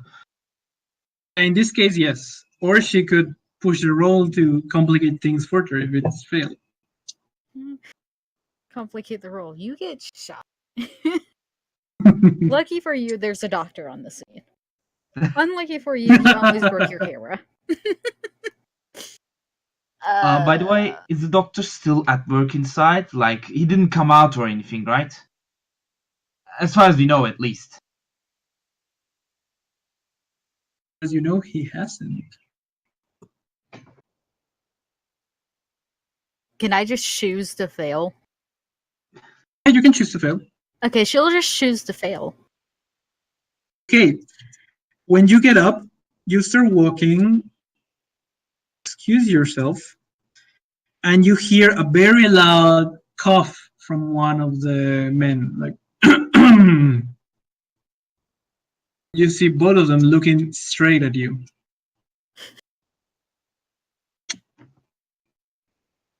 So the What will you school, do? is there a different entrance to the park? Not that you know. She'll hear the cough and she'll look at them, and then she'll look around to see if she can see a different entrance or exit.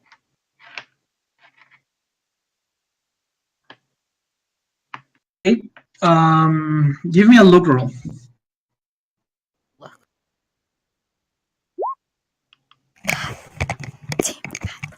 I'm gonna throw this D100, this virtual D100. Okay, that's really bad for you. Well, not catastrophic, but bad.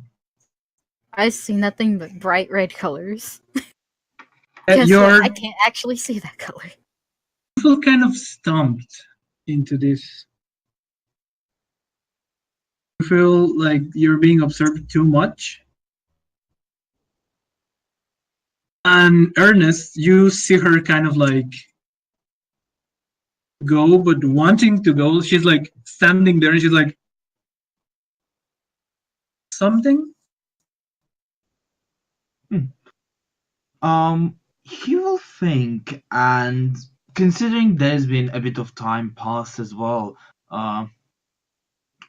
he will try to see if he can go and talk with the two guys sitting there, and maybe just learn a bit more about just when they can go back in, or if he can learn about like whenever they'll be done or anything. So he just gets up and is a little bit nervous, but he just calmly walks over to the guys and just greets them. Hey. The taller guy, kind of burly. You see his lips are kind of big, kind of dark, and he looks at you. His hat to you. Hello. My name is Professor Ernest Princeton. He will offer his hand to greet them. I work in the university in the physics department. The building you see over there, you know, the building we cannot go in for, I don't know, you know the reason.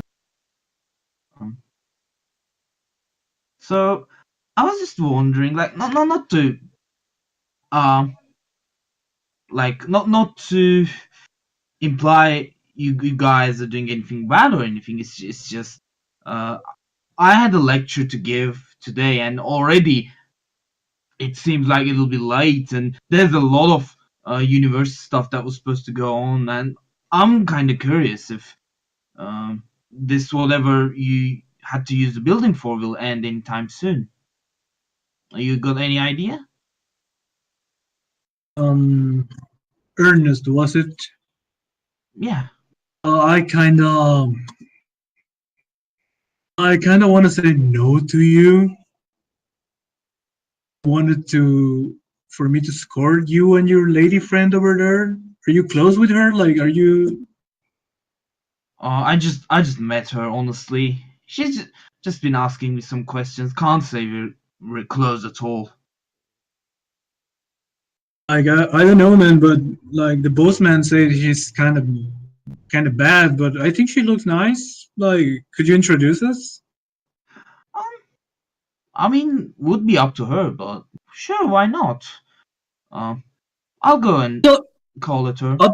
I'll tell you what. There's a coffee nearby. Like right around the corner. Maybe the four of us could go. I'll give you. I'll bring the coffee for us.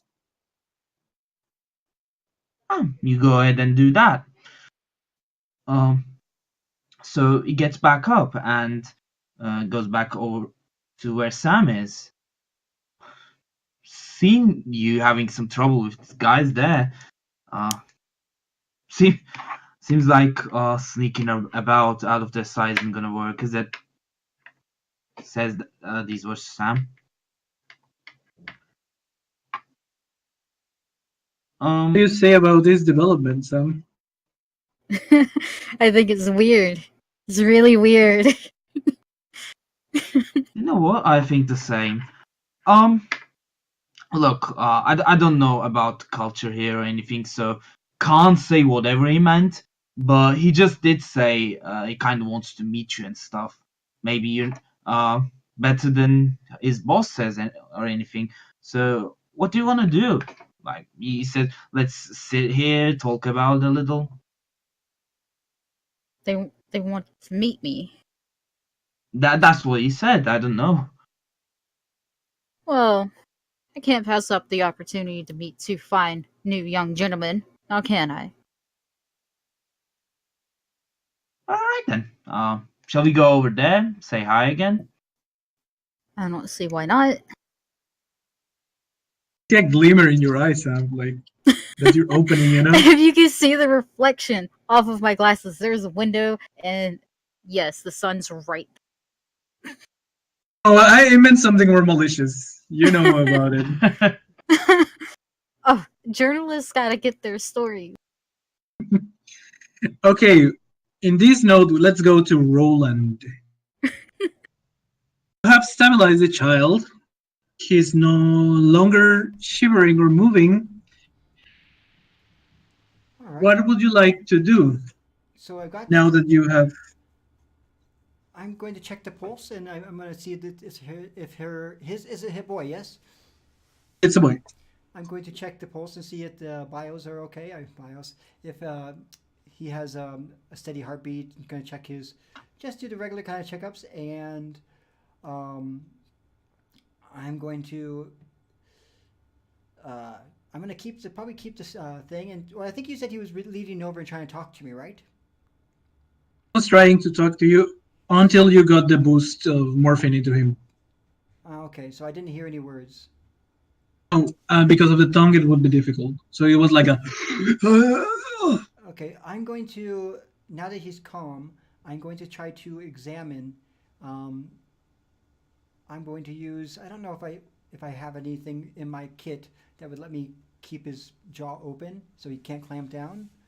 So I'm going. And you have a piece of wood that has a kind of like oval form, I'm gonna put and it you use long it. ways like this, so I can look inside and see what it looks like. If he looks like he bit his own tongue off, or where his tongue is actually, and see if. And you examine it. You see it probably on your experience it was ripped. out with something. You don't know exactly which or how, Does it look like a fresh wound? but it can be more than a day old, and it actually wasn't ripped like in one motion.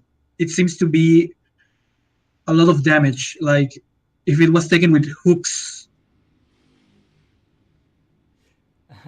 um, I go, oh, gods, Lord, Mary and Joseph, what have I got myself into this time? I leave one trouble and find myself in a new one.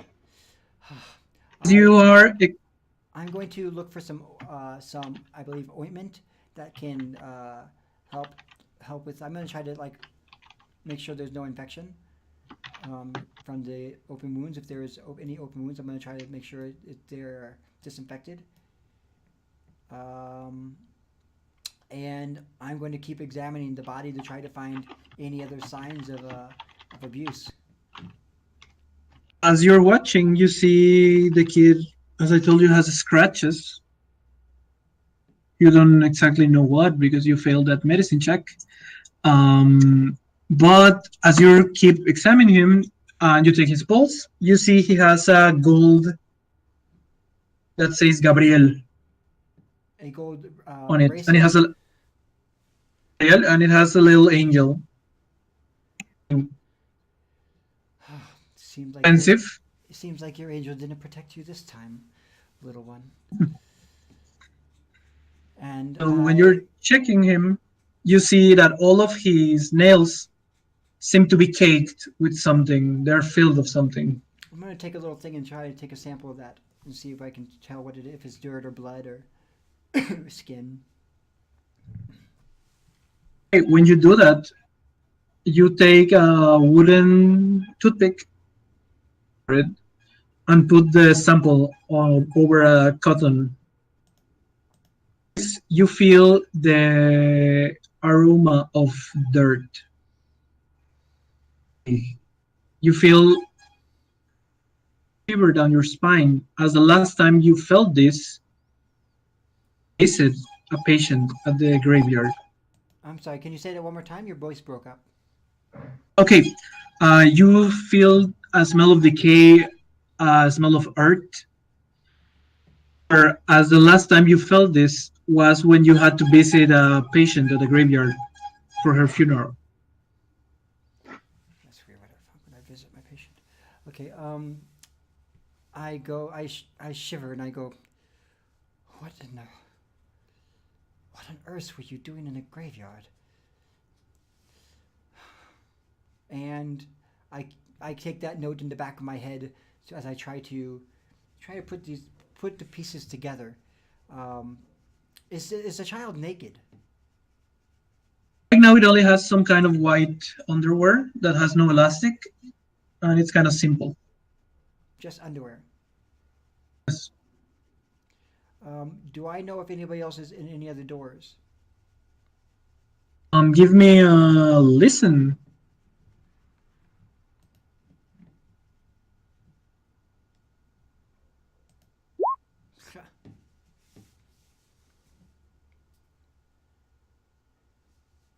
I don't know how this thing Okay. works, but it's really bad. I rolled a 20. I swear to God, I rolled a 20. Okay. Want to use luck or to push the roll? No, I'm not gonna. One push of the them? roll. I'm not gonna push the roll. I'm gonna try to listen up, see if I can hear anything outside the door. I don't hear anything. I guess it's all quiet. So I'm gonna go back and I'm going to start trying to put ointments and antibacterials on the cuts as well. And what are the direction of the cuts? So it looks like an animal. You said. Do they look deep or do they look like surface scratches? Some of them look like surface scratches I take on out. the chest and the legs. I begin. But you see that on the arms, on this zone, metrical marks, like if there was 3 gashes, are at least half an inch deep. Huh. You really found something that you weren't supposed to. I take out a voice recorder, a tape recorder, and I begin making my notes. Uh, Patient, a young boy, about 9 years old. Um, Deep gashes on the two shoulders, symmetrical. Three talons, supposedly from some kind of animal. I still need to check for infection. And smaller scratches across the belly, possibly from their own fingernails, but I did not find any skin underneath the nails. There were, however, There was, however, dirt caked underneath the nails, which seemed to be from the cemetery or a graveyard. The boy went into a seizure when I arrived. His tongue has been gouged out, possibly by a tool or something. It was definitely not a pleasant experience. The boy is stable now with 10 milligrams of morphine, and his eyes did something peculiar. They turned silver black and then blank before returning to normal during his seizure. So this could be something that is affecting his cerebrium, and I'll have to speak with a colleague to see their notes about any experiences of such phenomena. Dr. Hines, out.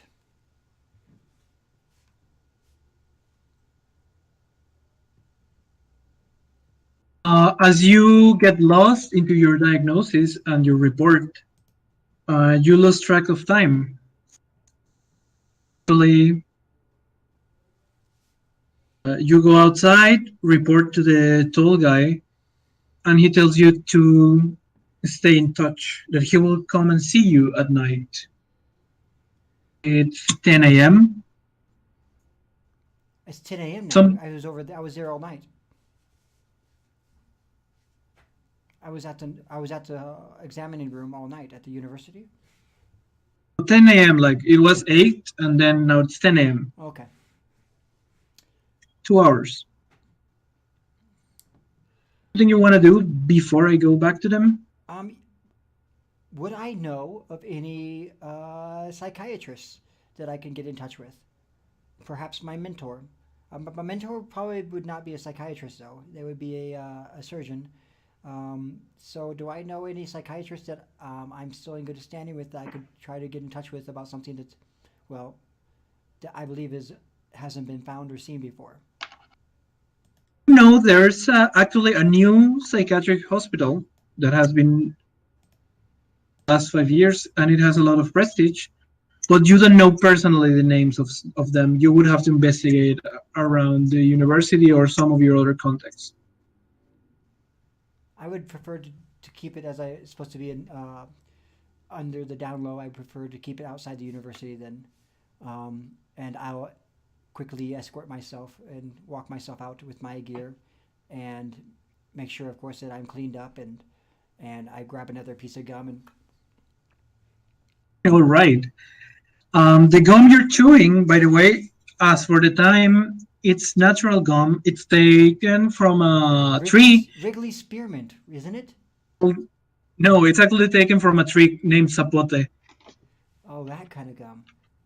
Have you seen when they get rubber?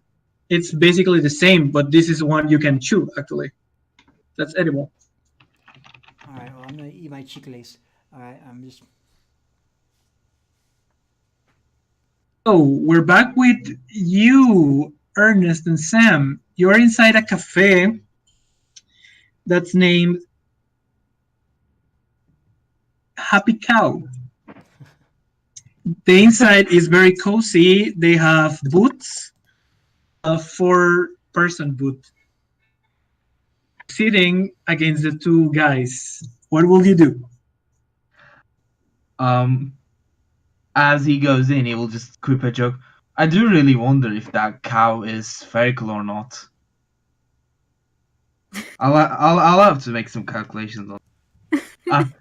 I just thought it's a running joke in physical communities because, like, we approximate everything we apparently approximate cows to be perfectly spherical. It's a long running joke in I have my, listened to the joke. my degree and stuff.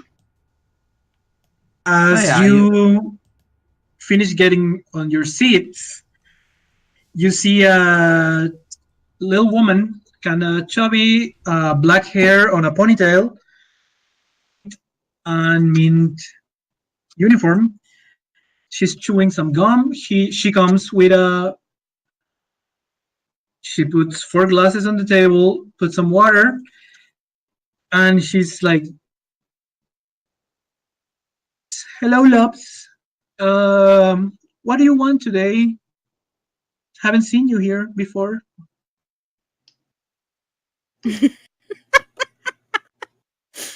I'm just watching Josh's camera.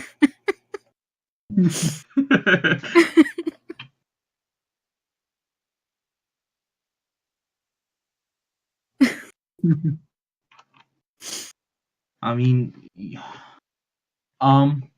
Ernest will just be like, hey, I'm new here myself, so I don't know much about the local cuisine or stuff. And he will turn to Sam and, you have any recommendations for me? For anything to try out? I don't know. I should probably try some new stuff out. I mean, I'm not from around here, so I wouldn't know what to tell you. Oh, I think then our lovely friends here can recommend some good stuff for us, both of us, eh? And turns to the other guys and asks for their recommendations. They look at you kind of in awe, and then they look at the girl and say to her, "Please bring us a good breakfast, surprises, and 4 really good cups of coffee." One of them tries to kind of like touch her before she's going, but she slaps him. Trying to get fresh, I see. Then she goes, moving her. I can Scooting only around. imagine one of my friends just having this sass walk down the hallway. Because she's Puerto Rican. I can imagine that.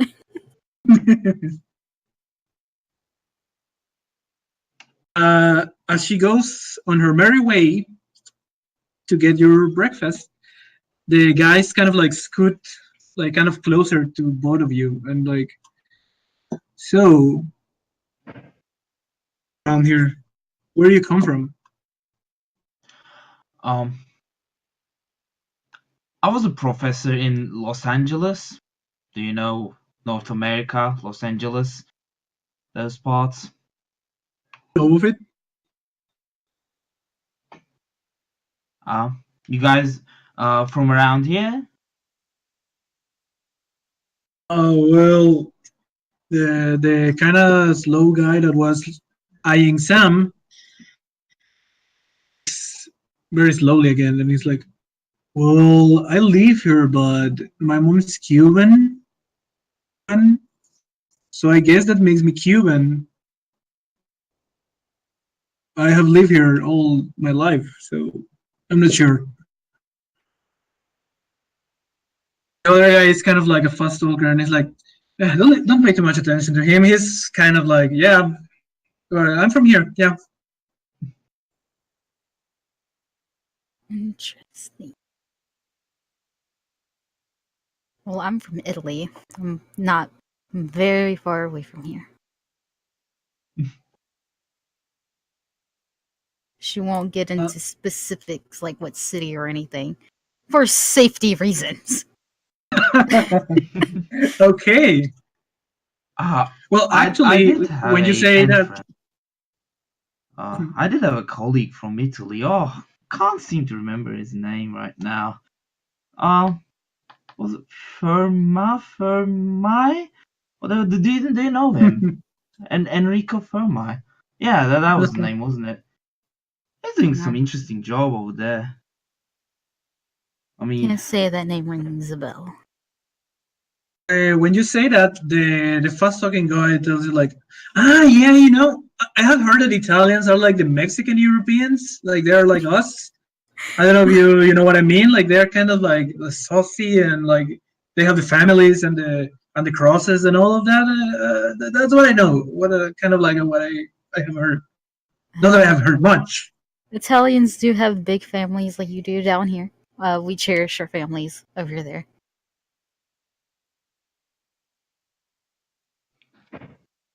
Mi familia es importante.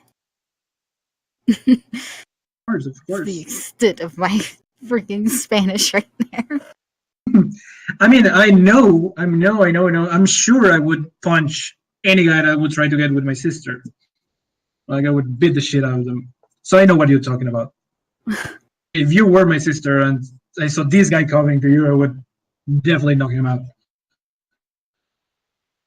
Kind of like looks at him and is like, "Hey, what are you trying to say?"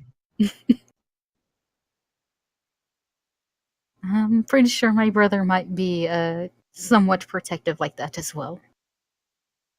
Oh, so you got a brother? Yeah, I do. He should be coming in the city shortly. He hasn't arrived yet.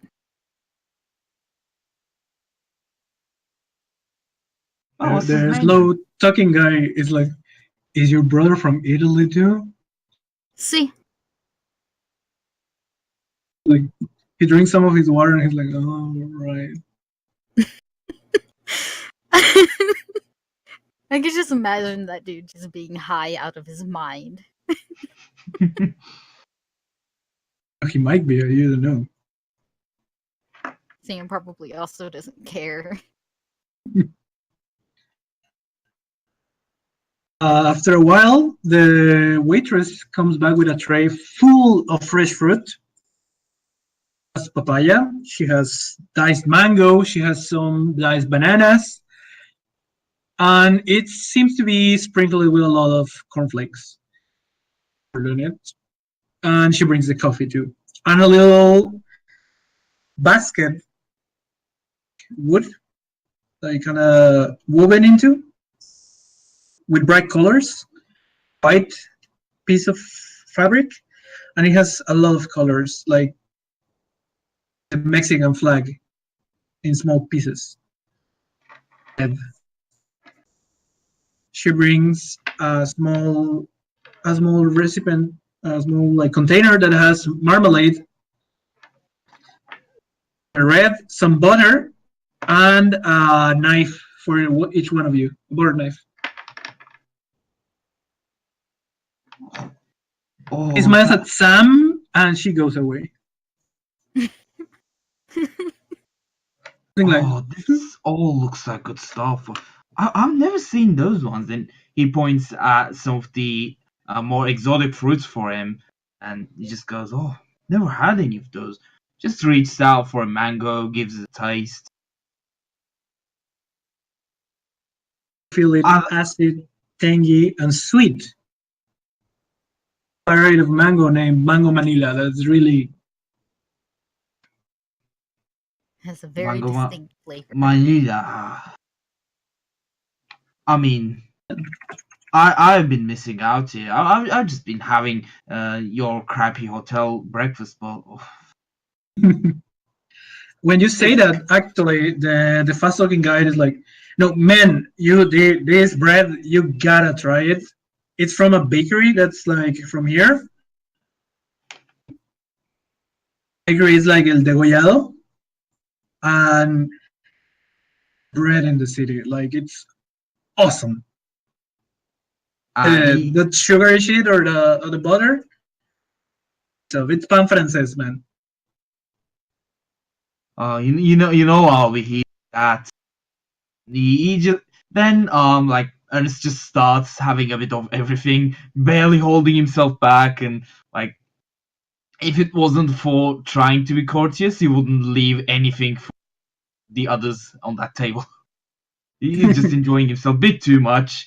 He's having a good morning, you know, like rather having to force himself into a lecture and working and stuff. He's just having a gorgeous breakfast, so he has nothing to complain about right now. He started kind of down, but it's gotten up better for him. I mean, he's not paying for breakfast anyway. What do you do, Sam? Uh, I would say Sam has already eaten breakfast for the day, so she'll probably take a bite or two out of like a papaya or something. But she doesn't eat too much. She sits there relatively quietly, more or less sipping her coffee. While you're eating and sipping your coffee away, you can see the slow talking guy like She trying. doesn't make eye contact. He's trying to look into your eyes, but he keeps missing and looking at your hairline. But you know he's looking at you. You know. Mm-hmm. You feel that he wants trying to ignore get into it. talk. He feels like he wants to talk, but oh. And the other guy, that fast talker, is kind of eating, so he's not like.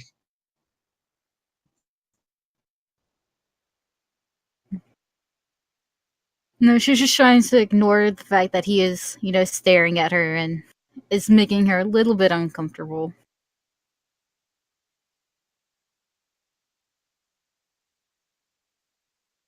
I mean, you in the town, and this thing is already. After the fast talking guy, kind of like. You can see that he eats as fast as he talks. Like he's. You can basically see him pinch every piece of fruit, get it into his mouth, and chew away. He sips his coffee in one sip. He chews very fastly too. Like, well, so, Professor, do you know anything about this? Like, myself, what we're doing here? Like, I don't know. Like, we were suddenly got a call from the boss, and we had to be here outside, and not to get people in here. And I don't know. Like, I actually kind of like the paper that your girl here writes. I recognize her name from there.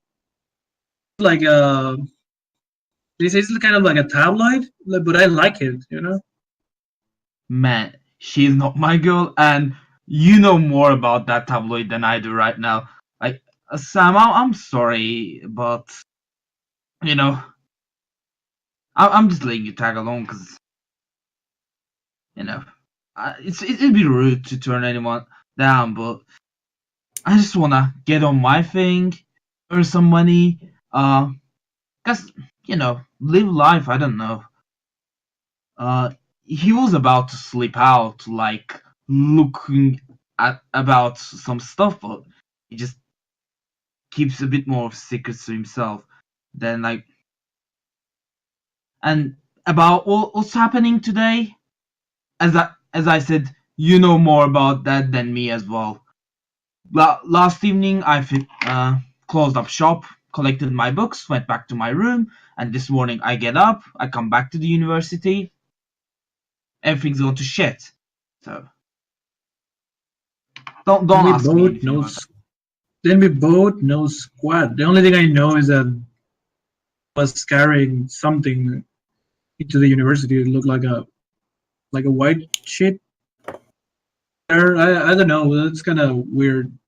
It's nothing like we normally do. I don't know, don't care. And with that, he just keeps on having more of his breakfast. Seemingly completely indifferent, but beneath it all, you can feel just a little bit of keeping his ears open to what they will say. He's giving tiny bits of glances about, but he just keeps to his breakfast mostly. Breakfast at the Ten's house. You could cut it with a knife, like your papaya. Sam, what do you do? She's sitting there listening to them talking, and she's continuing the notes that she started earlier. She's getting more information.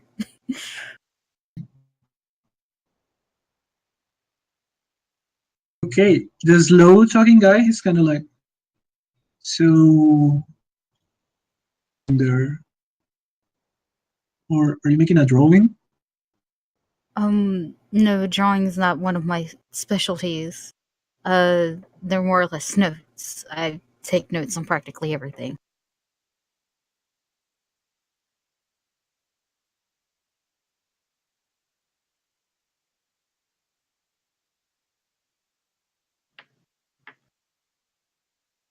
So,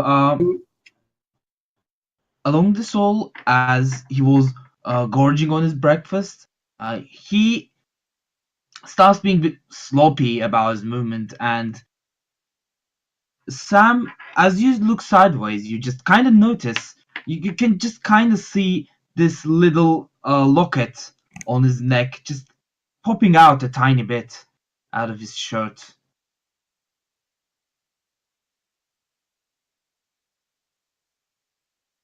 She won't raise any questions about it. It's not part what she wants to know anyways.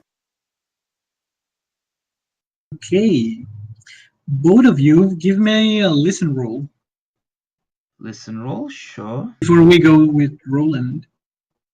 Okay, Hey, yes. that's a success right there. That's a fail for me.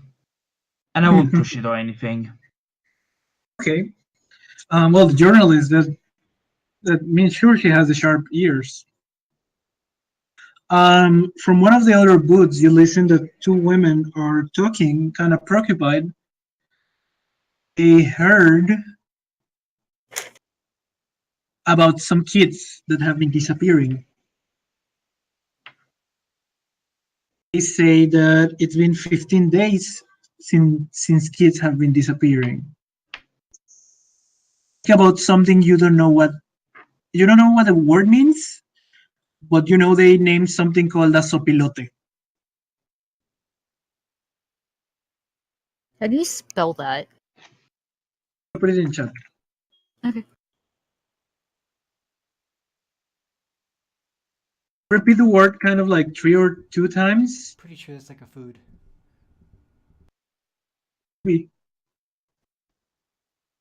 And they're like kind of like for the vibes. Actually, roll a psychology roll. Who, me? Yep. You're the only one who listened to it. That's a success. See that while even if you don't understand everything on the conversation, when they speak about the sopilote, they are really scared. They also speak about sombra, alas grandes. You know one of the words, and you know alas means wings.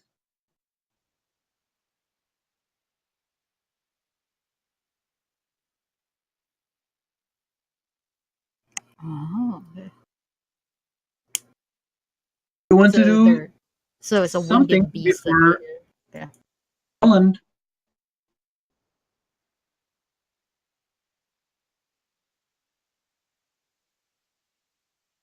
Mm-hmm.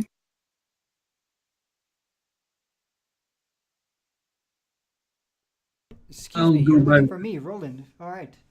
I'm sorry, I was waiting to hear the next thing. Are we back to me? I'm going to go back to you. Now, before we continue,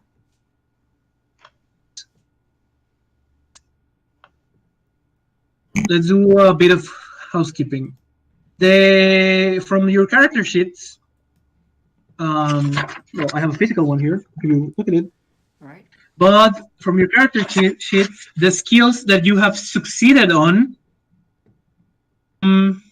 put a check on them. The skills that I've succeeded on so far today? You're going to put a check on them. Okay. I'm going to go back up and see which one I don't think I've succeeded on any skills, have I, except medicine? Medicine and psychiatric Medicine roll, science. extreme, and physics. No, that was Anything you have that's succeeded, you put a on the character sheet. I've only done one, okay. All right, so just medicine roll. And where do I put the check? I already have a check on it. I put a check on all my, I have a check on 1, 2, 3, 4, 5 different things. Yeah, I think the profession skills, but I guess we weren't supposed to put a check on the profession skills, but whatever, we'll check for now. That you did it because that's something you do on Pathfinder or D&D, but I'm going to explain it. Call of Cthulhu leveling system. Like like you're not a class and you don't have a level. You improve your skills by being good at them. When you succeed on them, That you makes check, sense. and at the end of the session or after the session, I don't know how we're gonna manage it here. We make a roll to make it better, like when we did it for your education on the start. Okay, an improvement roll. Got it. Exactly. Okay, got it. And Okay. and if you get to 90 on one of your skills, that gives you back some of your sanity because you are good at your craft. All right. When you That's study interesting. hard, your brain grows. There we go. Yeah. All right, just have one check then on my medicine, and so yeah, where did I'm guessing I would have gone back to. I would have gone to. I probably would have gone back home to make sure I could secure my newly found cash, um, to make sure it doesn't go disappearing, and I'm going to I'm going to take the feather and head over to the veterinarian. Hey, that's what I was going to ask you actually. We could let it here the next day, or we could just keep going into the day as you choose. Did they drive me back? Oh, they don't drive you back. How far a walk is it? How long will it take me to get back? Or I guess I would take a taxi because I have money now. From your from your office, it will be like 10 blocks. Like it's not super close, but it's not super far away. And also, do I put money And in it- anywhere? Am I supposed to put my money in one of the boxes? And right now, no. Okay. We'll manage that when we manage the skill Cash. improvement and everything. 20,000. Okay. All right. So, all right. I'm gonna go back. But I'm gonna take a taxi, and then I'm gonna get back and probably rearrange my stuff, make sure my gear is clean, sanitize everything, do the stuff that I would need to do to make sure I do have a working. I still feel I'm a professional, even though I am a professional in Mexico. So I'm going to work on making sure everything's sanitized, everything's working order, and then I'm guessing they don't have phone calls in. They're still probably using the wire, right? So I mean, there's telephones, but they're not like more private use. They're for like you could have a call at a hotel or at the Correos de Mexico, but not at your home. right, I probably have them like calling my number, and they would leave messages with the concierge at the hotel. So I'm going to take the feather and the cash and the dirt. I'm guessing I would probably have a microscope in my home, right? Okay. Tell me how much you have for a cash rating. How much I have for what? A cash rating. A cash rating. A credit rating, you mean? I'm sorry, I interchanged the word. 61. You have one. Okay. So You I have think one. I probably know how to use it then, and I know science biology, so I'm going to examine well, I also probably would have taken a sample as well from his cuts, just in case to make sure that I could maybe get something. So I probably have like a little not test tube, but a kind of a circular, what is it? I can't remember what it's called. My girlfriend's Pastry dish. Petri dish. petri dish. Thank you. And just check that with the petri dish. Put it on the slide. I'm gonna check the stuff from any kind of like stuff I got from the scratch, any dirt or whatever that I might have got from the scratch. I'm going to check the feathers and especially the dirt to see if I can see anything peculiar that might help me try to figure out what this is. I'm guessing I wouldn't know, but I'm gonna definitely double check the scratch, the stuff I got from the scratch. Okay, give me another science roll. Science, biology, One. right? Or pharmacy. Give me one biology no, one biology and one nature. Depending on what you get on both, I'll tell you something. One biology and one nature. Natural world, you mean? The natural world? That's good.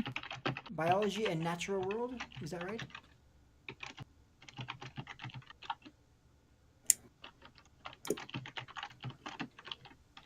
They definitely had a microscope. I mean, they were back then. I mean, around this time they were already starting to try to figure out DNA and stuff.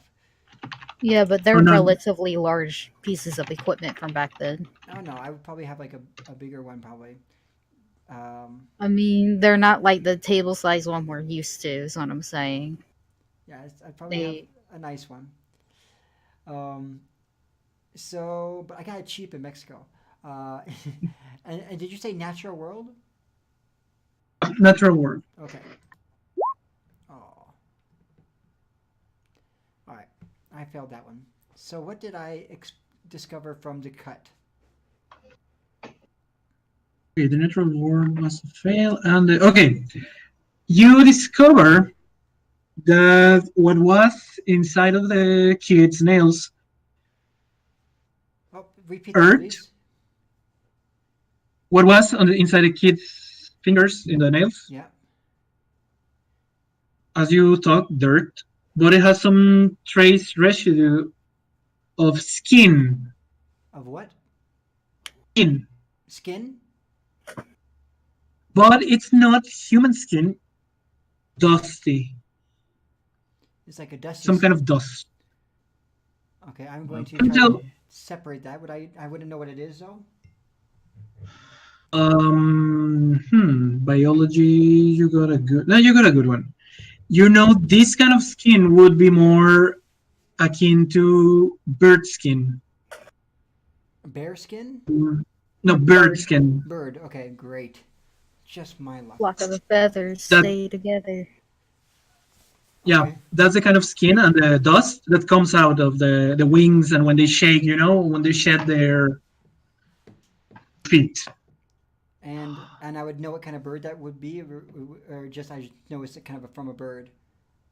You know, it's from a bird. You can't go that. Okay, so I That's kind of it. like, what? What in Joseph's name would attack a child? I hate birds. I really do. I'm not going to that cemetery.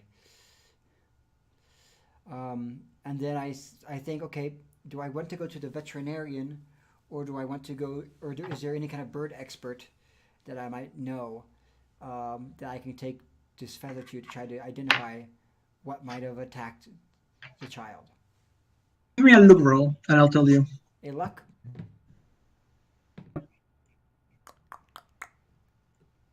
Listen, listen, listen, listen. Where is everything? Luck, luck, luck. Oh, there it is. I feel lucky. Na, na, na, na, na, na, na. So good. So fun. You get them. I have a slight delay in the video, but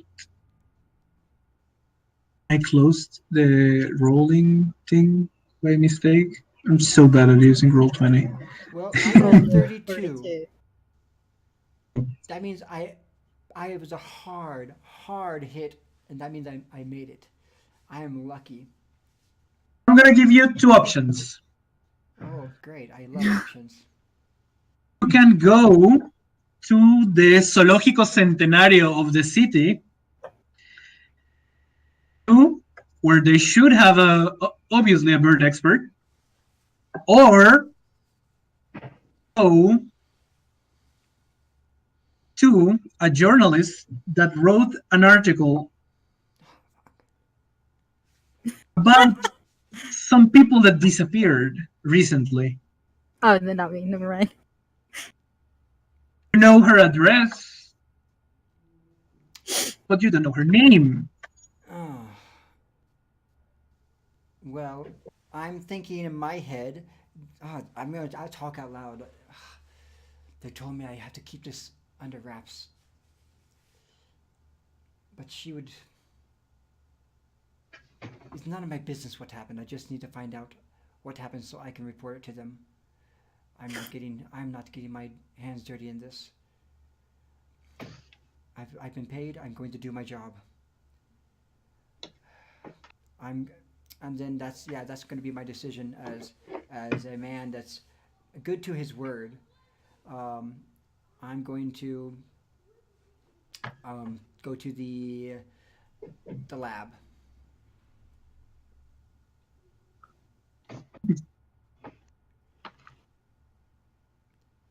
Okay. On that note, let's go to Ernest. What do you do in your daily life before we go to the next day? Um, after leaving the breakfast and actually after leaving breakfast, I'd like to talk a bit uh with Sam if you can about what she heard about and took note of because even though he's not all that interested, he's still kind of curious. So he, he will ask her about if there's anything interesting that she picked up. There you go. That's interesting. Sam, if you would. Uh, she'll respond. Yeah, I ever heard the two ladies that were sitting close to us. I'm not quite sure what they were saying, but what little I do know, they said something about something with wings, like a creature with wings or something that has been appearing, but it's been uh, 15, 16 days or so since then. A creature, okay, that definitely sounds like something interesting.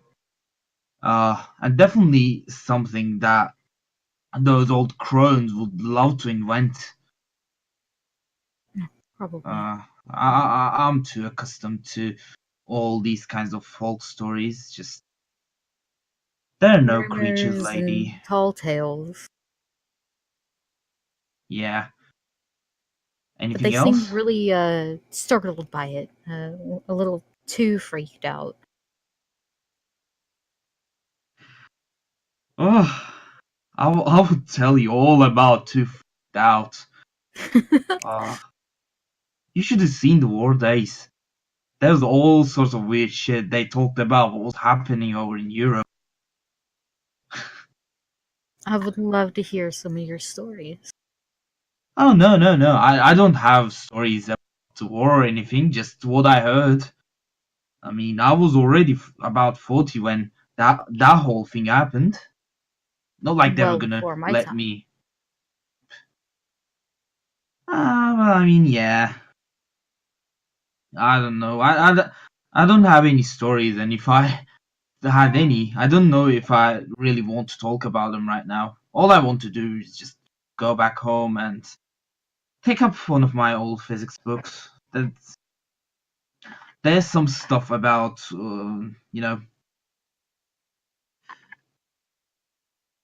that there was this old research about uh, materials possibly being radioactive that I was starting to look into. I need to get back into that old stuff.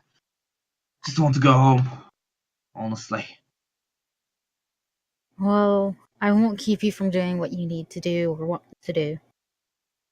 I appreciate that. Oh, Sam, look, I'm sorry about this whole mess. I mean, it's not my fault, but still, you know, I don't know when the university will solve this whole shitstorm, but um, if they do anytime soon, yeah, I think I'd appreciate you coming around for that lab tour, okay?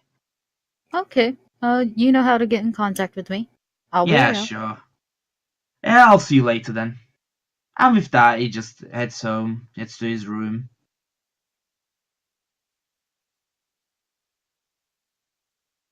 Okay. Tell us a little bit more of your day itself. Um, he doesn't do much as he says he would. He just buries himself in old books and uh, tries to distract his mind using tons of studying.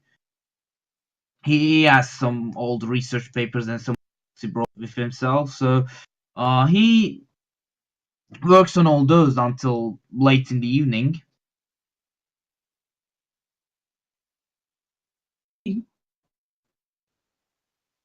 So, Sam, tell us your day, the rest of your day, Um, after the Heart of Heart with Ernest. should probably wander around the city a small bit before returning back to her hotel room to clean up notes and get a little bit more organized.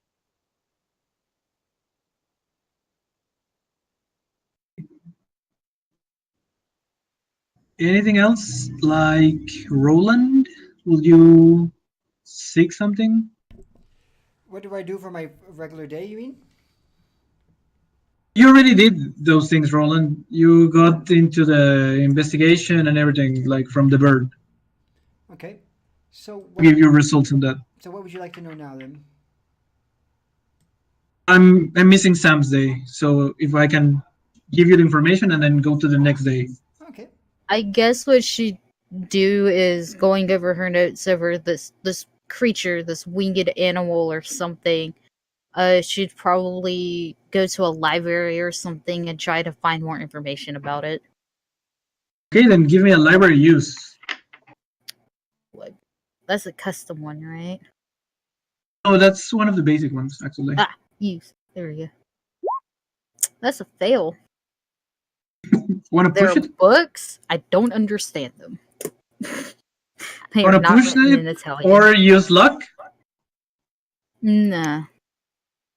She'll just go there and try to find what little she can, and apparently it's nothing. Because that will take Okay. all of my luck. Okay, you could push it. Nah. It'll be fine. She'll try again Okay. later. So I'm going back to you, Roland. All right. You're given someone from the zoo, but they tell you that they can't attend to you today. You until the weekend. We are at a so you would have to wait at least 2 days for them to attend to you. Just receive some new animals and they have to work on them. Oh, okay. Some new animals, so they can't help me. Okay. Well, damn it. I guess I have to take some extreme measures. And I pop in another chicle, and well, I guess here goes it.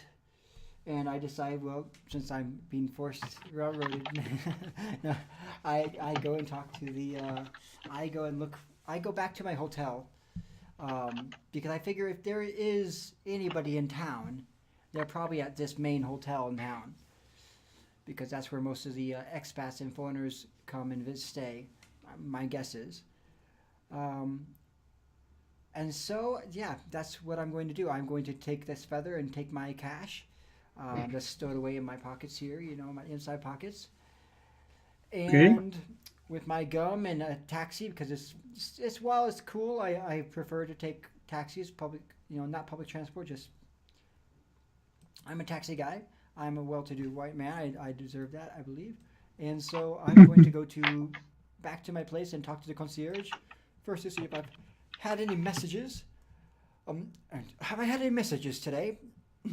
As I walk into the door. Yeah, hey sir. You have well, they didn't leave a name, but they say you should see them tomorrow night at the restaurant. Tomorrow night. What did they look like? At least, can you tell me that? It was a phone call, sir. They didn't. I couldn't tell you who they like because I don't. And they just told me I should meet them tomorrow night without any. And you got no other information, no names. Just the name of the restaurant, sir. It's a restaurant named El Gato Negro. El Gato Negro, the black cat, of course. How do they know? How do they know? This is a. Would it be kind of a pub or would it be a nice restaurant? It's kind of like an Italian restaurant that's been uh, in the town. Italian. They do good pizza, good pasta. It's on a second floor. I've taken a lady there once or In there, twice. Okay, well, yeah. hopefully it's not one of them. Oh, um, Offended. well, anyways, do you happen to know, um, of any? And do I know the name of? I don't know the name of the journalist. No, but you don't really know the name of the journalist. You only know her address. I do know her address. Well, I'm gonna go first to my hotel room, so I have a safe. I know I'm pretty sure I have a safe there, and I'm going to lock some of the money into the safe to make sure it's completely okay. And I'm going to keep the biological samples that I have, or probably I probably have another safe in the lab as well. I think I'm gonna keep those in the bacteria and the dirt in there, but take the feather with me in a manila folder. And I'm going to head to this address by taxi. After taking a quick swig of my oh my goodness, why do I always forget the name of it? My mezcal. Okay. What a day. Sam, are you going to be home? Yeah, she'll be home by now. Okay. Suddenly, when you were kind of like, relaxing, you were doing your thing, kind of thinking about what happened today, knock on your door.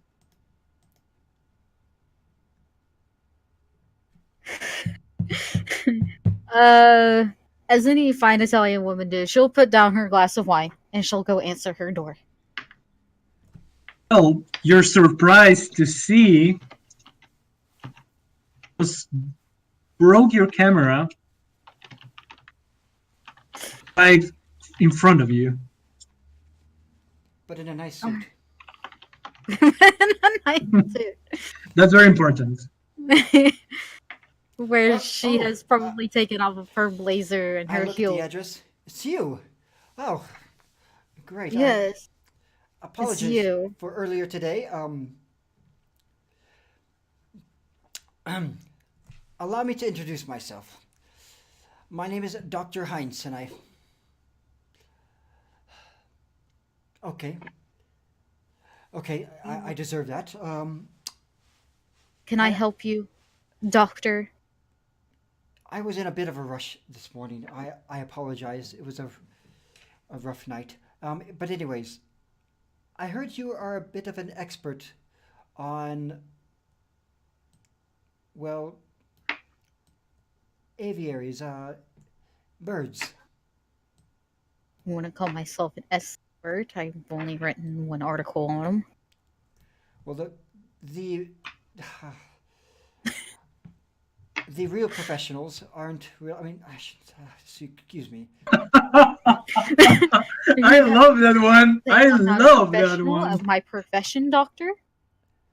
You are an excellent writer, I am sure, but you do not study the sciences, which take years and years of practice to know the biology. But I am in a bit of a desperate mood. I am Being made fun I'm of in in a your desperate chat. situation, and I'm wondering if I need you to promise me something. I cannot have this written about. This must be done in the utmost secrecy. Can you do that? I'll see what I can do. And then I pull out 200 pesos. Utmost secrecy, please. I am in a situation where I need to find answers. All right, come in. I'll see what I can do to aid you. Donkey. And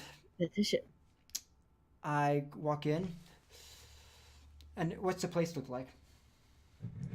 It's a No, Sam, Italian how home. the place look like? it's a it's a traditional kind of looking Italian home. Everything looks homely, neat, and proper. My eyes go directly to the bookcase if you have one. Yeah, she has one. What It kind has of books? dictionaries, encyclopedias, different novels, probably scraps of paper and old articles from all different kinds of journalists. Nothing on sciences, of course. Oh, probably about something about sciences. I look and I. She would have some psychology book, most likely. Oh, I see you have a book from Carl Jung. Good taste. Now, this is what I have. I'm trying to identify this for a project. As I said, it's utmost secrecy, and it's that's all I can say. But I'm wondering if you know, and I pull it out, what bird this belongs to.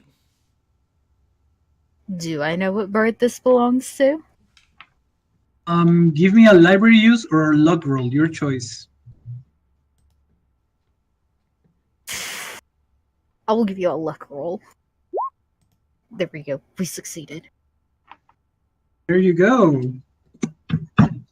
You have seen that kind of feather before.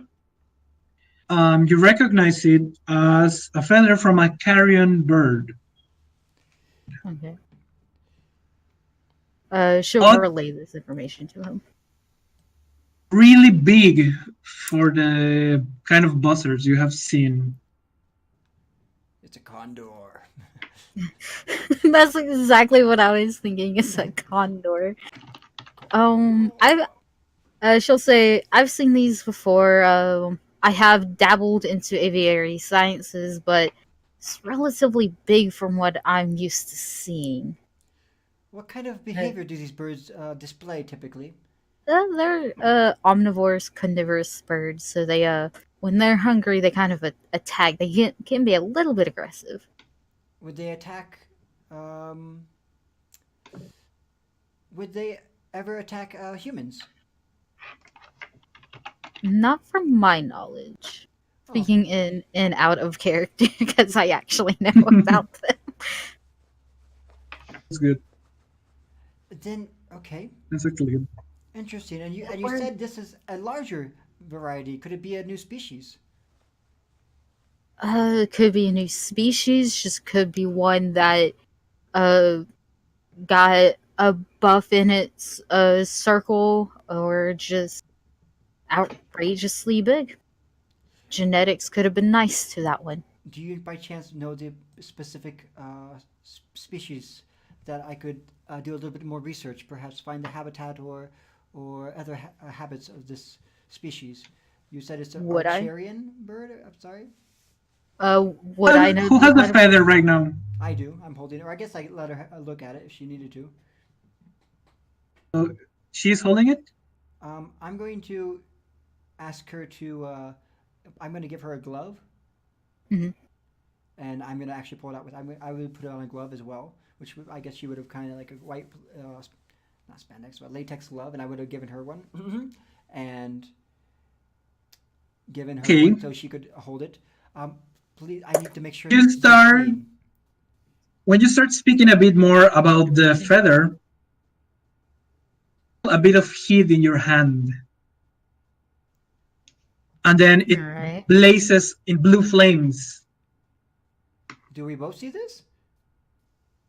See this. Blue flame. Sam first.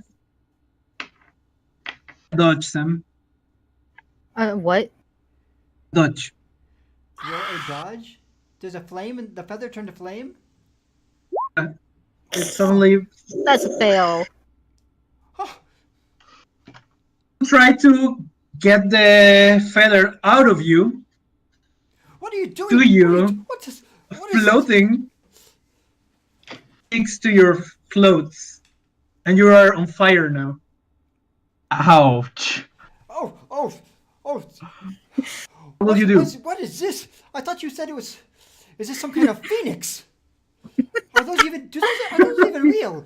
And I'm just She's trying to gonna brush her start off. trying to put herself out with hopefully the help of the doctor. I see a cup of water, or maybe she has wine. I don't know. No, she would Has have her wine. wine out. Typically, you would have a glass of water with your wine. All right. I grabbed a cup of water and I just splash her coat. Water gets the fire because it wasn't that big. Goes out. You feel a lot of death and earth, like the one you got from the earth on the nails from the child. I feel this. Both of you feel it. Is the feather? Are you okay? Is the? Oh, how does this happen? I took all the precautions. I Is there don't know something how in the air here? I've You never have something in your witnessed hands. A combustible. Yes, because my hands can set things on fire. Well, I don't know what kind of things you're into. You're a journalist. Exactly. I'm a journalist. That's all I do. I don't practice dark arts or anything. I'm not a doctor. I can't perform miracles. Ha. Miracles. Anyways,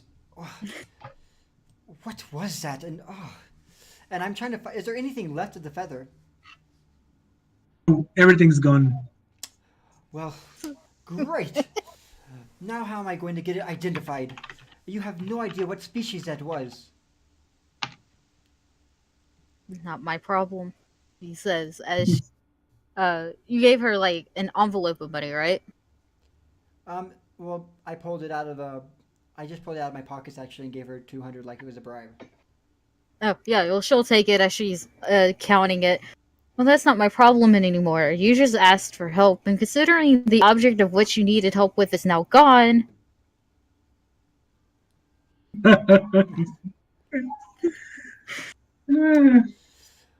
I suppose you wouldn't be any more help anyways.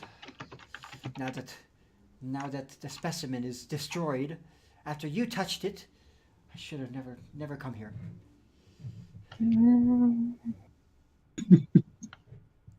And I storm out of the house. She'll back- just give a Okay. gentle wave as he's leaving.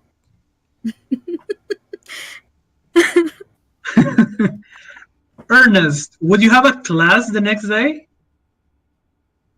Always. I'm sure he has a short seminar, and like if the people are out of there that were occupying it, he can finally maybe fill out the other day's lecture as well. So yeah, he just wakes up again and goes to the university to give out another short seminar. Okay, give me a luck roll. A luck roll. Okay, let me get to it. Where's my luck? Let's see. Oh, it's a good one. That's a 17 out of 35, so yeah. Okay. Reading your papers and preparing your various classes, you hear a knock on your door. In my office door or in my hotel room? Your hotel room. Okay, who's that? Don't hear, but the door goes again. He will go and is there how there's a hole in and a lens in a door to see who's outside? Is there one of those or? Yeah, there's a people. Yeah, he will check the people to see if it's someone he knows. You see the peephole and see no one there. While you're looking at it, you hear the knock again.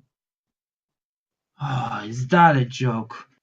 He opens the door in a bit of frustration. Look, who are you? When you open the door, you see a small child, but it's transparent. silver. It's looking at you directly. Two pigtails and some made of white cloth with some floral patterns. Roll me a sanity roll, please. A sanity roll, okay. Uh oh. That's an extreme success, I assume? It's Okay. a 4 out of 80. Tell me, as a scientist, why this doesn't impress you? I ain't afraid of no ghost.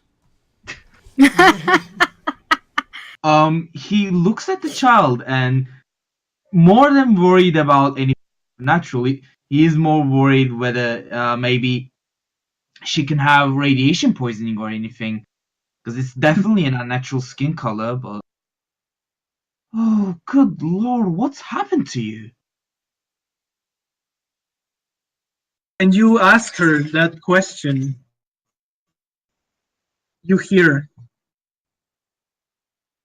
el brujo y su ave. El brujo y su ave. Note. Do I understand what she says, or because Understand that she says it was the witch man and his bird. And then the word, el sopilote. look, kid, really follow me downstairs? Because I don't know if how I can help you. And he will step out of the room, beckoning the girl to follow him downstairs to the hotel reception. When you go outside the room, you walk, disappears. The girl disappears. Yes. I should go easy on that tequila thing they're talking about. Why? Not even rattled. That's impressive. He goes back to his room, washes his face, takes another minute to go out, and then goes out again. Which man? What? Oh, Jesus Christ. Not even rattled. I'm really impressed.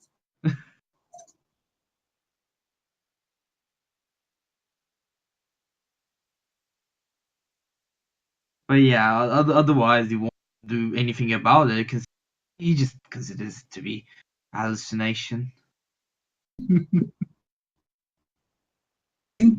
Let's end the game night there for the next day. What would you do the next morning? You each. Let's start with Roland. The next morning, what would I do? Well, my feather's gone. Thanks for that journalist. It's not my fault. You touched it. You have cooties or something. You touched it too. It's because I'm hotter than you. That's why. That's probably true. And but that is true. I mean, look at you. And the first thing I'm going to do, of course, is do my regular routine. Take a swig of my mezcal. It's reasonable. Morning pick me up. And they said tomorrow evening, right? So I'm going to go downstairs as I typically do. See if I have any more messages at the front desk, and from there, should I role play this or should I just tell you? Have a message. From Just tell Barry. me. Okay, I'm going to I go check the concierge, and I'm going to see if I can further investigate. They said they would be ready at the zoo today, right? Today it's Friday. They would be ready Saturday. Bastards. Okay. So I guess I have some time on my hands. I guess I'll go take a walk in the park. Actually, I don't know what I would do. I would thinking in the last few days, the last day, it's been quite a strange day. I would definitely just check my messages and go to my office and maybe I'd go to the library to see if I could find anything from. No, the session's not ending now. I think we have one more hour. We're And still going strong. so I think I would probably try. I think I would go to the library to see if I could try to do some any research myself on the local library, perhaps, or the national library, wherever it is, to check if there's any kind of birds that would resemble that. And that would be my goal, Okay. probably. Go to the library, get a nice lunch, um, go go to the kind of the pub, whatever, and chat up the ladies, as I'm like Okay. to do. Now remember that something that's very important on Call of Cthulhu is that you have a regular job. Okay, so So then I'd once probably go to my the office. Yeah, I'd probably go to my office, but I'm gonna probably not go to my office if I don't have any meetings, because I need to check. I would like to check up on this bird thing because I was paid to do that. Yes, was I not? Or did they just See, tell me to he wait? is being a doctor. He's never at his office. Roland, so before we go to someone else, give me a library use or a luck roll, whichever is higher. So both of them. No, one or the other, whichever one is higher. All right, let's go for luck. No. Ah. What did you get? All right, and do I do a luck as well? You I failed. got a You 35. can I got a 35. 5, but you have a 20. You failed. Yeah. Do you want to push that? What does it mean by pushing? Do I lose points whenever I push? Oh, when you push the roll, you can re-roll it, but something might happen if you fail it again.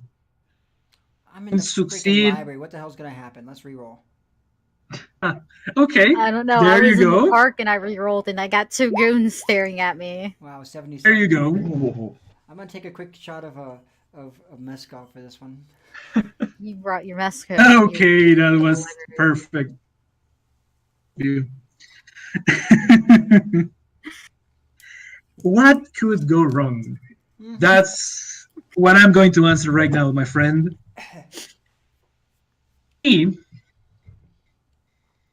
is that at the restaurant of the Continental, you see a crumbled paper and you take it. When you open it, full of bloodied hands, the size of hands of children. It's a crumpled like newspaper. Yeah, And it's a newspaper. It's crumpled. It has severed hands in it. Open it. It has a lot of blood marks of hands. Blood prints. Okay. Handprints. Give me a sanity roll first. Where am I? Am I still in the hotel? Or at the library? Hey, you're still at the hotel. No, you're at the Damn. hotel. Okay. Sanity roll. Here it comes. Let's see what you get. It's nothing. I've seen a lot of blood in my time.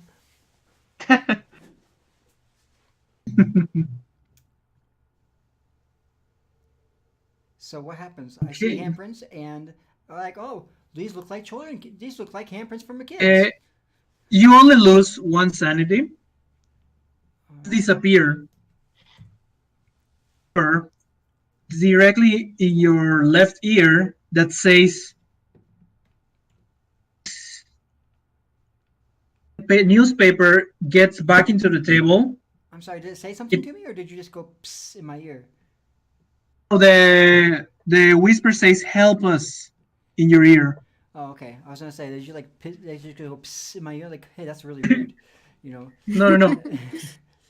Newspaper goes into the table. It sets flat, and it starts flipping by itself. Oh, Mary and Joseph. What is this? And See, I'm looking around. I'm looking around to see if anybody else is seeing this. Look around, and you see everyone going by their normal day. And I just look back, like really dumbfounded. I'm really losing it. I've got to. But you see, it's a note written by some By somewhat. About by a journalist named Sam. Jesus Christ. Right, because I can't get away never from told her. him my name. We are destined to be together. I know it. It just seems like that. There's gonna be a wedding at the end of this, all in the insanity world we have. Me and Sam G. On a nutshell, the paper says that these past 2 weeks, kids have been disappearing in downtown. One each night, and nobody has found out why. The only things they have said, there's rumors, pilotes or buzzards, like they are called in Yucatan, sopilotes, circling the places when it's going to happen, Like and vultures? weird shadows. Yeah, shadows appearing in the night. That's the note that's in the newspaper with bloody handprints? Yeah, it's said that it happens in barrios pobres, that it's far away, but it's still in downtown. A quick question. I have an intelligence of 14. Does that mean I'm smart? How much? 14? 50 is the average, so you're a bit behind of the. Seriously? I'm stupid and a doctor? Great. Okay. This Wait, is that what happens, it's man. dropping. It's not all that white privilege right there. So, okay, then I'm thinking, this really sucks. Although you know that. I'm just thinking, shaking my head, and would I know her name? You I know never her gave name you my now. name. I know yeah. Confused, but yeah. For right What now, can I you say, just guys? know I'm a me as the washout. bitter lady with the camera. I guess that's why I came down to Mexico in the 30s. I go. I look at the paper and it says children disappearing, birds circling. What does it mean? Who's next? Ernest or Sam? You tell me. Let's go for Ernest because Sam can figure out what she wants to do last. Okay. Ernest, And what do she's you do writing. in your day and night? Yeah. He goes back to the university. Is the university open yet? When you go to the university, there's no one there impeding your passage. And you get into your classroom, everything's. The top student of your class is missing. And when you ask why, because his little sister.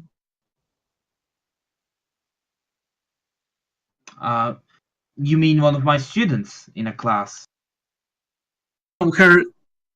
Your top student sister disappeared. Okay, so he's not in class. He will be sure to ask a couple colleagues about that just as a passing question, and he will actually go to the dean's office, head of school's office, and sit down to talk about what the hell that was going on the day earlier, because he doesn't enjoy people just blocking the way out of a higher education institution just randomly. So he will definitely be asking about that. Okay, when you go to the rector, just leave me give you an image for you to see. I need your help there, Josh. Give me a second. It's under Rule 20, actually. Okay. Okay, we're here. I can see the sidebar. What the hell? What did I do? I think I wrecked. Oh, no, here it is. I'm sorry. You can send on the Discord chat as well. Yeah, I'm sorry. I just. Technology, I know. Don't worry about it. La la la. It's there. On the roll 20, if you can help me with this. Okay, it's really small. Okay, gotcha. I can zoom in. Right. Who'd that be? That's the dean you're talking to, but let me Okay. enlarge it so we can put it for the audience too. Right. La, la, la, la.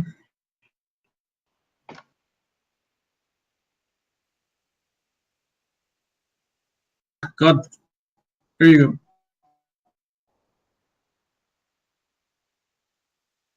This man you're talking to, it's Albertano Garcia Telles, and he's, as you say, director of the university. Okay. Um. There you go. So I I'm gonna go have to it his here. room. Good afternoon, Professor Tejas. Do you have a minute of your time? First, Princeton, what will you be needing today?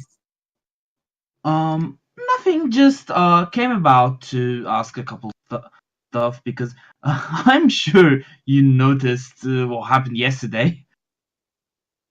Uh, Yesterday. What happened yesterday? you mean to say you weren't here? Oh, I was here, but I don't know anything happened. Well, I mean, not much. Just there were some people who, for some reason, didn't want us to enter the university, and I couldn't give my lectures because of it and stuff. And not to ask around or snoop around much. It's just that, just for you to assure me that it won't happen so suddenly again. At least let them give notice or anything if anything like that is gonna happen again. I got to tell you, are you familiar with Mafia a bit? Not here. I mean, back in Los Angeles, sure. I mean, let me tell you, I am kind of aware where this whole thing's going. Look, yeah, I think I've been a bit too blunt. I don't mean to interfere with anyone's business. It's just, uh, it would be a much better agreement for everyone, I think, if at least they give notice or anything. Just let things go smoothly and hey, it's no problem for me if they let me know that I don't have a class next day. But yeah, coming around to my office and not being able to go in, not the best experience. Well, you did get a free breakfast out of it. I mean, That's as you right. know, these kind of things are like trying to speak very firmly. These kind of things go by two books, one that's official and one that isn't.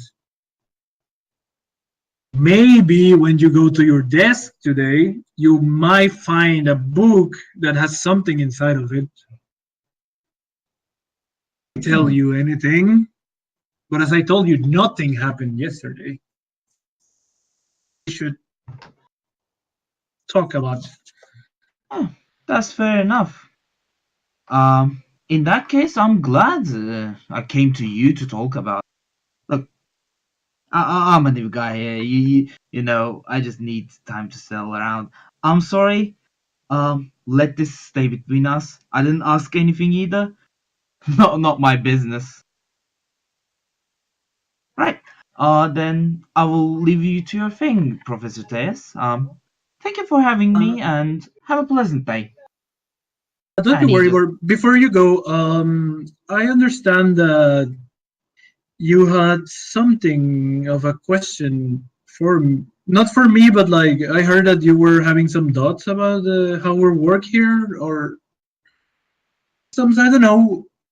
One of the teachers kind of told me something about you, but as I was so busy yesterday, I couldn't like really understand it. I can't recall what you're talking about. Could you be clear? Well, one of the teachers told me that like you're not you're not still used to our city and what the kind of things we do. So if you have any questions about the the city or anything, you could come to me. I appreciate that. I'll probably have to, but should probably just get to my business for today.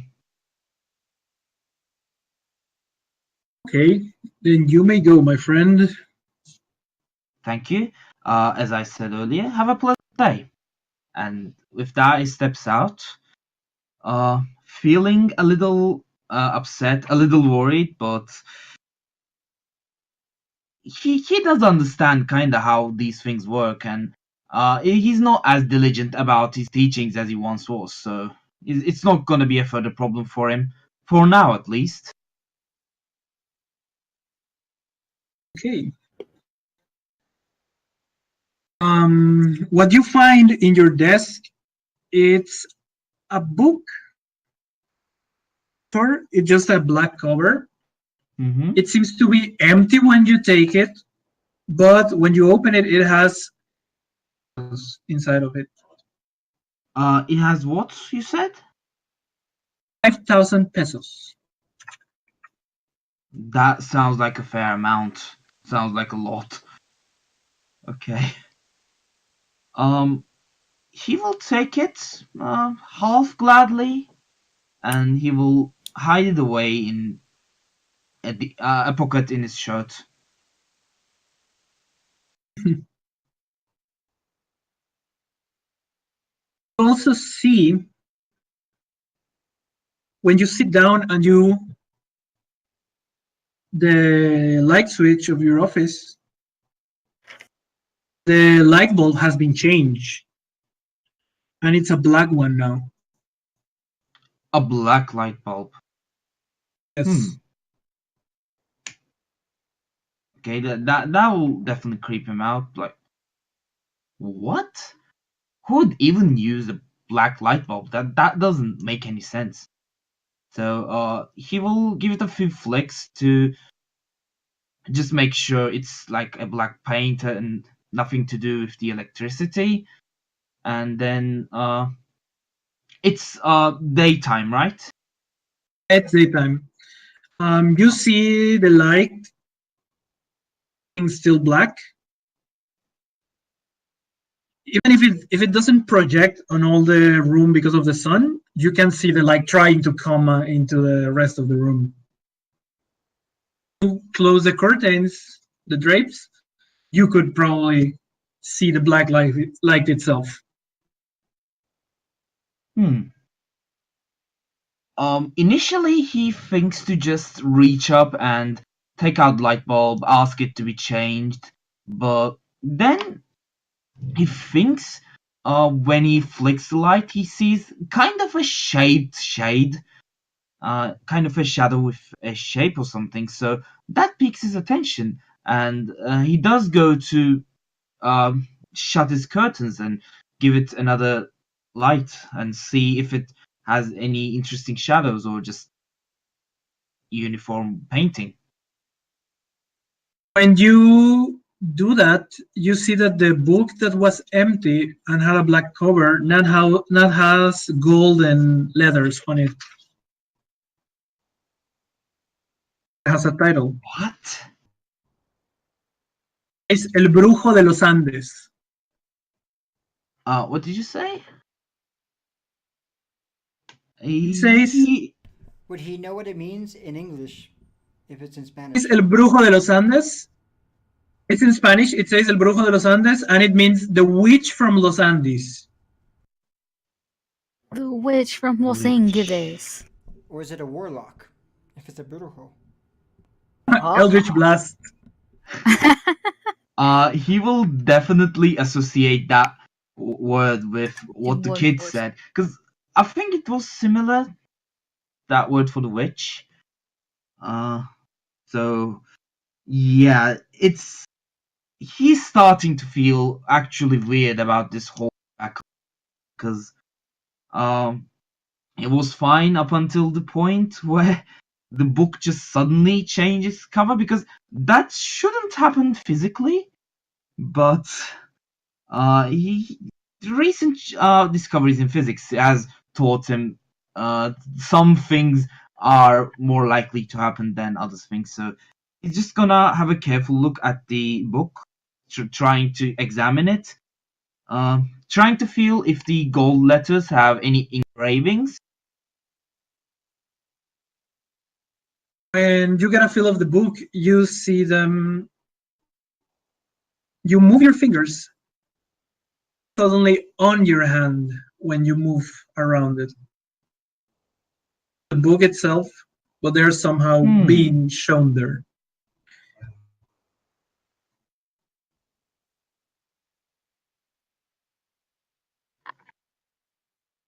Yeah.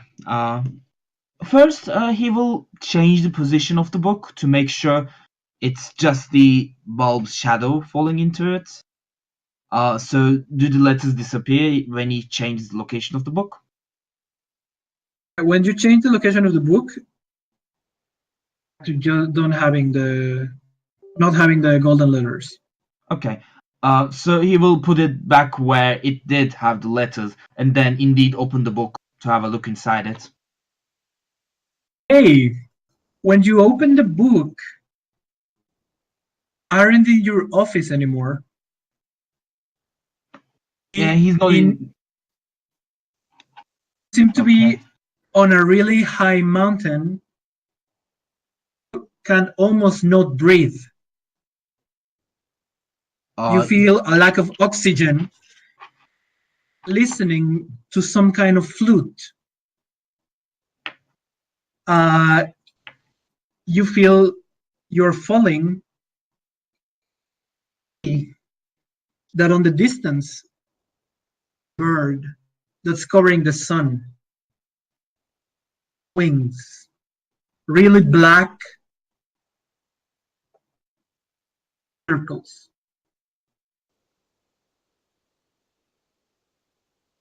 All right.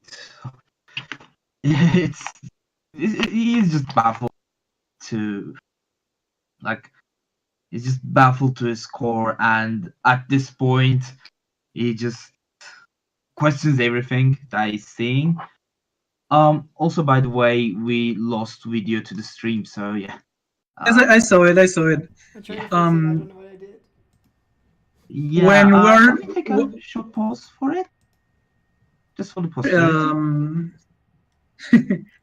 While we are doing this such issues, give me a sanity roll, please. A sanity roll, Yes, sure we thing. need a sanity roll. At least I do. Okay, wait. I don't have a D100, but I can give you a D20. Which one do you want? Sanity roll? You can get the green one. Did I get? Yeah, oh, that's a fail. That's a fail with just 2 points. Okay. See, I have Cthulhu dice. Black. Give me a I D6, can't please. see you right now. A Give me D6. one moment. That's a 5. Oh my god, that's beautiful. Now I get to roll some dice. Alright, guys. I don't know what's going on here. What? Give me a second, because this is gonna get interesting. Can you Okay. still see us on Zoom? I can see you all in Zooms. Yep. So give me 1 second, guys. I'm trying to fix something up. I opened up some application that I needed, the chat bot, so I could do a giveaway soon, and it made the screen go blank for a second and then pop out. So I'm trying to. It's the bot's fault. I'm pretty sure it is. I don't Tech know where stuff. it's working. It's why it's not working. I mean, Give me 1 can it be second. I'm taking gonna fix priority? this.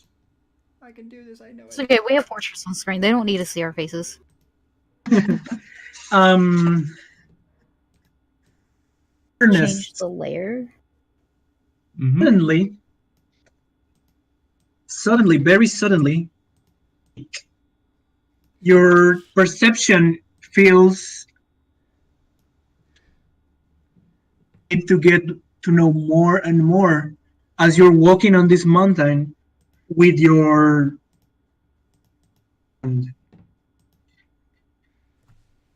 suddenly, as this is happening, you need to start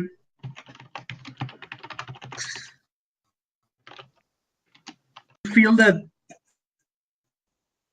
you need to steal books to feel better with yourself. This book is just the beginning, and you need more books like it. and you don't know how to get them, so you have to steal books from somewhere soon. Steelbooks, okay. I think that's something you might enjoy. As long as we're not burning them, it's okay. Because that was also a thing around that time. I know, yeah. Actually, so you would drop 5 points of sanity. Yes, I will Shadows do are the that. only one keeping her sanity at max right now. And we have to update your with that new Yeah. thing. I mean, I do have 75 left of it. It's not that bad. Most sane person here. Somehow. I mean, I would assume if you work at a university, you would have some common sense and sanity. I'm just a Yeah. journalist. I've seen some shit. I mean, he did lose his wife, but Looks at the like end they of the video day, that. he might be taking it better than most. Meanwhile, you're I already still told you at you're this Dr. high Freeze. mountain. What will you do as the bird circles you? He's still quite baffled, so he will try to take a second to collect his breath and just start watching the bird, trying to examine it.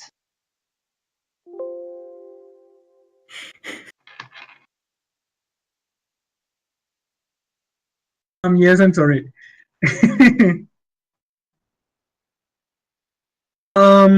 What were you examining? I'm sorry, I lost the audio bit there. He just starts watching what the bird does, trying to examine it, trying to figure out what kind of creature it might be, what it's trying to do with its flying pattern. And Okay. just trying to calm himself overall. Just distracts himself with that. And you're looking at the bird, you see that it starts going down slowly on the same circles. Have some houses there made of palms. A group of children trying to run inside one of the huts, but the bird goes down and swoops one of them. It starts flying with the child on its and starts gaining altitude.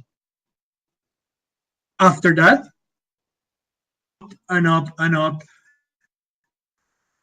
drops the child. Crashes on the side of the mountain. How far does that happen from Ernest? It happens at least 500 meters from you. So he knows it's futile to try to rush to them, so he just will close his eyes and wait. Hope not to hear a splash sound at the end of that fall. Actually hear that deep, crunchy sound. Squish. That poor You child. actually start feeling hungry and you want to go walking. The bird and roosts on the child and you see how it starts munching on it. He tries to just avoid looking that way because obviously he doesn't want to associate his hunger with the body of that child. So he tries to walk away from it, just ignore it. While you're walking away, the bird looks you in the eye with its black, beady eyes, big eyes, and then you're at your office back again.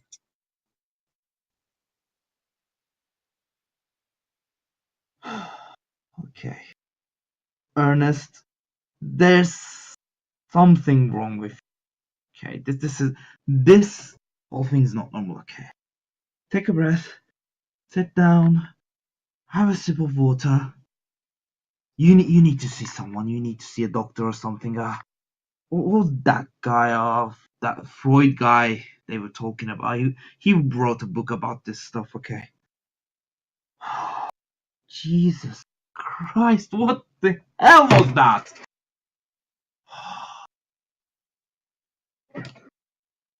Then he just sits down and closes his eyes for another minute, trying not to think about the bird and the child, but it's hard to do that.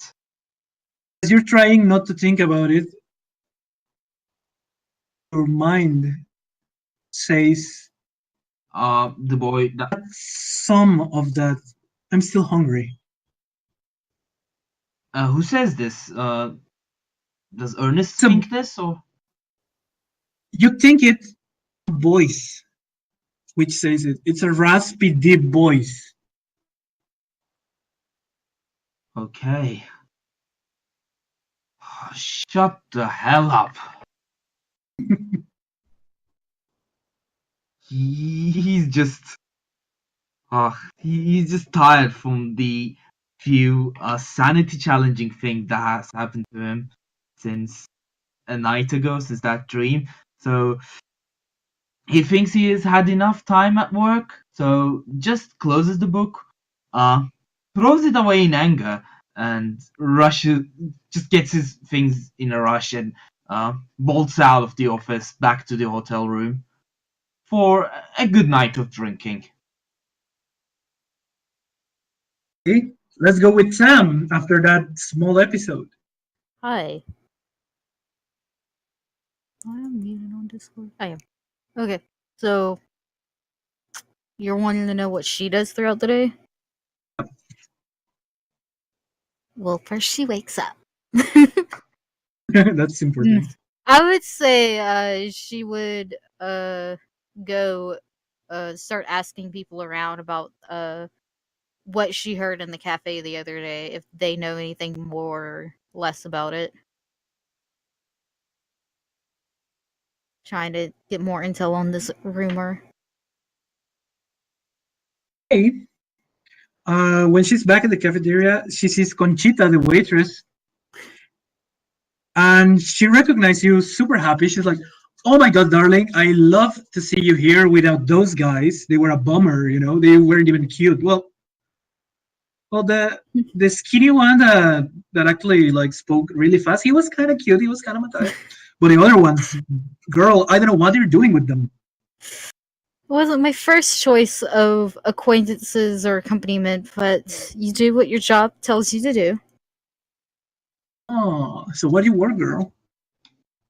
I'm a journalist. I take stories and I try to make money off. Mm-hmm. I So choose- what brings you here? What do you want for breakfast? You know what? Surprised me for something for breakfast, but I'll bring you a club sandwich. Little egg, little mayonnaise, sounds fine to me. chicken, ham. Should be good. I was just wondering about a few things though. If you don't mind sticking around and having a chat with me. Girl, as long as you tip, I can stay here for Oh, long. don't worry, I'll tip you.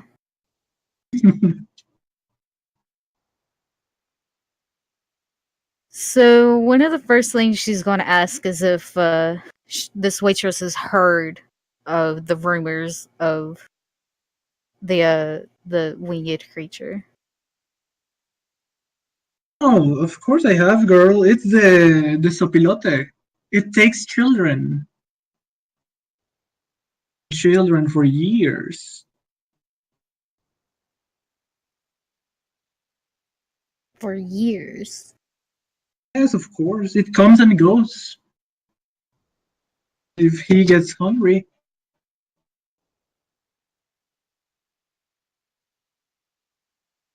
Hungry, so it's a monster of some kind. I wouldn't say a monster. It depends on what you call. Well, it's not just the sopilote. There's this. Let me try to remember the name. How was the name of this guy? He was super creepy. My grandpa told me all about him. Ah, yeah, I know. El Diablo vibes here. He was. No, goat eater. He was el brujo. He was a what? El brujo. El brujo was a señor que, well, he said he came from Spain. I don't know, it was before Mexico was independent, like years ago. I don't know, maybe more. But he said he came from Spain. That were only black, and he bragged that he was like a kind of hero or a mercenary, I think. And he said he was immortal because Médico Brujo, and they say he had a big bird out there. It was a big bird that he got from that country. Like, there's where are the Incas from? Do you know? The Incans are from Central America, somewhere around there, right? They're from Peru, right? You're right. You're right. Well, he said a Médico Brujo there gave him this big bird, a sopilote. He said that made him immortal. And he was killed by a mob with torches and pitchforks because they found bones of children inside his house.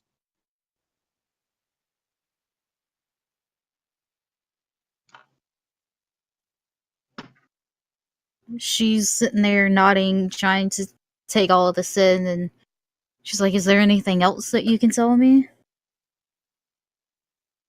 I don't know. I mean, 300, 400 years ago, you know? Mi abuelo knows the full name. That doesn't. I don't know if that would. Would she be willing to talk to me? Probably she would. Abuelita is really nice, but so you would have like shout to her like Abuelita, but she's cool. So she's a little hard of hearing then. She will love you if you buy one of her flowers or something of those things she makes. Mm-hmm. Like, they aren't even like, she doesn't even need the money. She just do it to be occupied because I pay for her stuff. Mm-hmm. Yeah, like she would love you, you know. Stuff she makes some clothes, you know. Sounds interesting. Well, if she would be so kind to talk to me whenever she has the time, I would be more than glad to talk to her, both you and her. Of course, of course. If she like, like she sleeps a lot. It's kind of worrying, actually. I guess tomorrow, but well, oh no, you know what? Sunday we could see you at the church. Okay. Let's going to misa in the cathedral. All right. Well, yeah, sure. I'll love to meet you there. Okay, then we have that then. With that, she will leave a much bigger tip than what you would normally leave, and eat her breakfast and make her way out.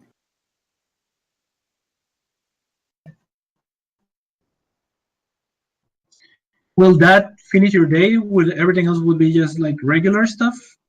Pretty much, yeah. Okay, then we have Roland to finish the Friday. This waitress is slowly becoming my favorite NPC. I have a quick question for you all. So I'm doing a giveaway right now. So if anybody would like to enter the giveaway, you can enter !keeper. Do you guys think we should also let the players join? This will be a random draw. So I'm leaving it up to the audience. What do you guys think, the viewers? Because it will be random, and yeah, right now we only have 2 people entered, so it's very random. It's 50-50. Yeah, okay. So if the players would like to join, you are able to join too. Just type in your name, and I will do a random generator thing that I can whatever I can find. If somebody can recommend one, that would be great. And you're wanting to know what I'm doing on my Friday morning or Friday evening? Or Friday day in general, so we can go to Saturday and start that on the next session.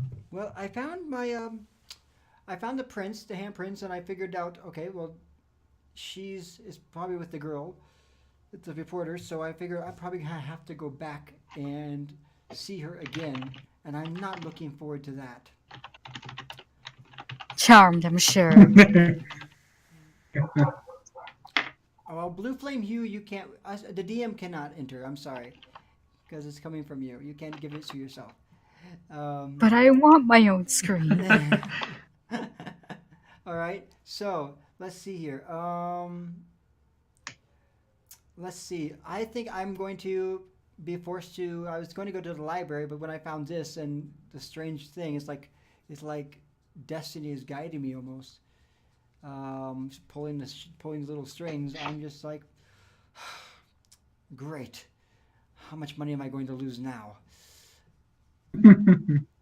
And I'm very curious as well because this is strange. I'm not sure why there would be a lot of children's handprints. So I'm going to go, and of course, if there is no appointments, I'm going to check at my office first to see if there's anybody there, and then I'm going to head over to her address again.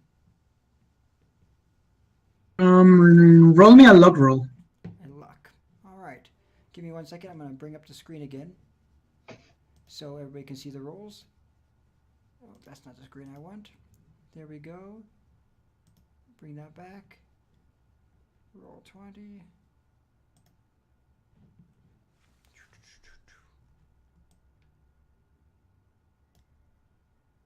Or, you could roll or die depending on how many people you have entered.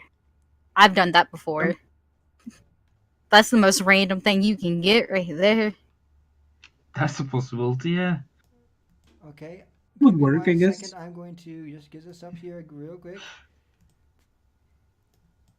And of course, this thing's at the top. I have to bring that down. All right. Does it really matter? I don't know. But we're going to give it anyways. Here we go. Sorry, I look so unprofessional. Oh. Yo, nobody's professional on Twitch. If they say they're professional, they're lying. I True. will be the professional. Be the first professional on Twitch. All right, there we go. I am professional. I am that guy. Okay, there we go. I'm going to roll. What am I rolling again? Luck? Luck. Yeah, luck. I feel lucky, man. No, you don't. Really unlucky. 95. Wow. I think my luck is running out. Might be. Only by 30%. Oh, there you go. That's a real. Oh yeah, laugh it up, hairball. That's a fumble actually. Oh, great. And you go out of your office directly into Sam's camera. I walk out of the office and she's standing there taking pictures of my office. Probably She's walking. framing you for malpractice. She's walking back to her home, and her camera this time doesn't withstand the Because the luck. I'm walking to my office and we keep running into each other, but what happened here? Oh, you really Just hear the slurs of a mad Italian woman. Pieces everywhere. You can see how this kind of film relax. You really with the must watch where sun. you're going, woman. You can see it get white. What's going white? Slurs of a mad Italian woman. Film. I would swear in Italian, but I don't know anymore. I used to. Oh, I learned them at a very young age. An age where you shouldn't be swearing. well, I was actually just before we looking for go- you, but I wasn't expecting to run into you like this. Oh, yeah? No? I wasn't expecting to run into you either or having my camera break. You really should take better care of that camera and hold on to it strongly. Don't you have a strap to hold on to it? I should be more... I'm not the one running into random people on the street all the time now, am I? At least I can pay attention to where I'm going. Pardon moi. I was not running into anybody. I was just walking straight. You were crossing the path. If I recall correctly on how things go, I would have had the right of way to cross over, now wouldn't I? Okay, this is where we're going to wrap up. Please, each of you players, tell me one thing you think it's important today about the game, and that's where we'll Other go than with you, Roland's Josh. an asshole? Important towards the game or important towards what we liked? Or what do you mean? Or your character on what happened on the game. Well, First, and I'm gonna let the professor start, and then we're gonna do the giveaway. Or actually, should we do the Okay. giveaway first? What do you guys think? Nah, let us go As through you this. want. It'll give them a Alright. little bit more time. Okay. Yeah, sure. okay. Well, one thing important to Professor Ernest Princeton is that he is not so sure of his own safety anymore. He's in a very short notice. He's gone through too much to really be sure of what he's seeing, and I think that's a good sign because I think thinking you're insane is one sure sign of sanity in situations like this, at least. The beating heart. It's like, I'm not insane. An insane person wouldn't do that. Yeah, right now he is not so sure. Like, that final dream was a nail in.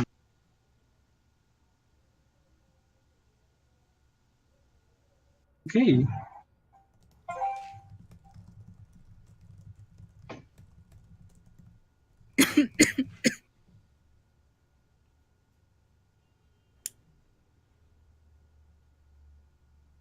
That's one hell of a name, by the way. Lost in Pants.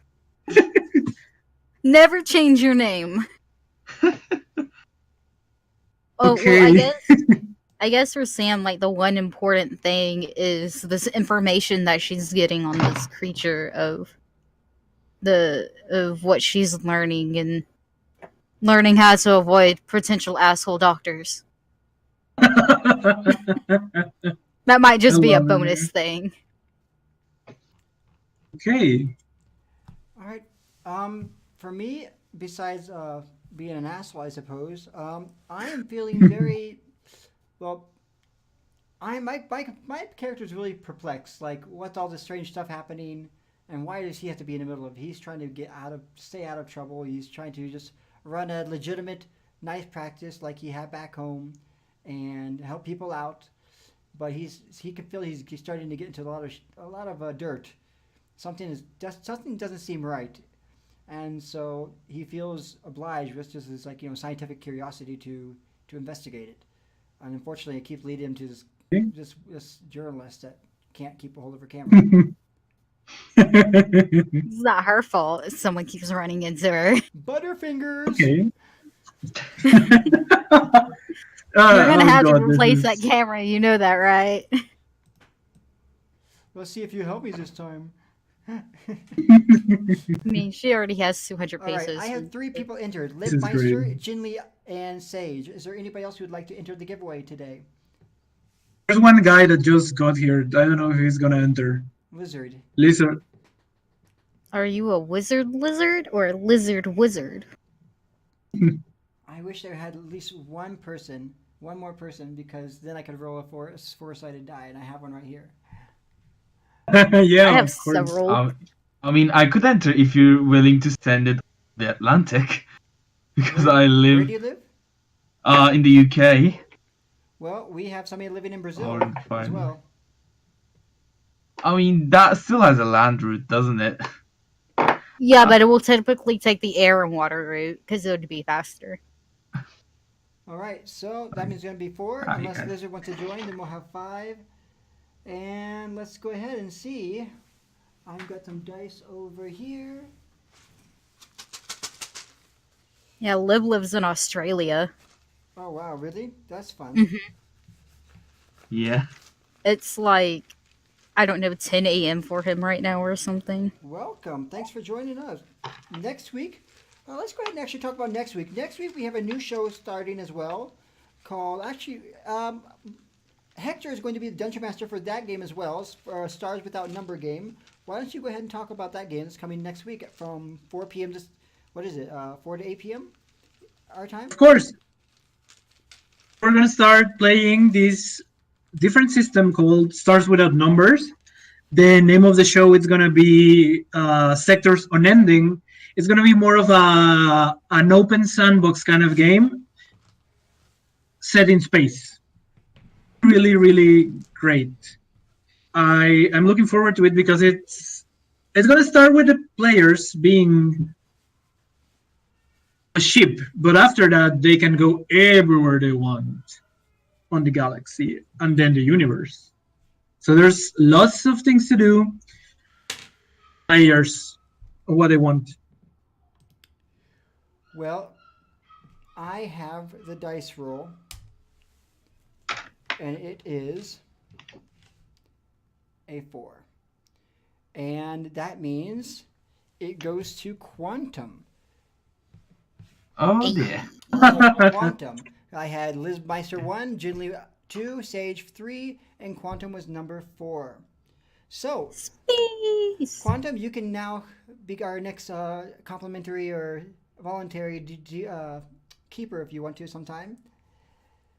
All right, so thank you guys very much for Thank you. coming to the show today. I hope you enjoyed our show, enjoyed the story. It's actually really unfolding. It's a great group. I wish Finn was here.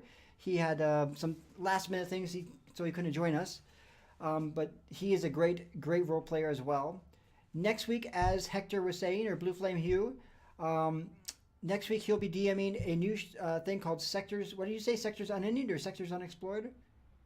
That's Sectors red Unending. light. Sectors Unending. And yeah, we're going to be going into space, but we're right now like land bound, and we're all going to go into space for the first time, kind of like Star Trek Enterprise almost, except space travel's been around for a while. And it's going to be pretty awesome. We have some great players already, and I'm really, really looking forward to seeing how that turns out. This game will be running every other week. So every Wednesday, you can play. You can see us on just here on the channel from 2 to 6 p.m. Excuse me, every other. That would be the second and the fourth Wednesday of the month. You'll be able to find Call of Cthulhu. The first and the third Wednesday of the month from 4 to 8 p.m. will be Stars Without Number, Sectors Unending. I hope to see you all there.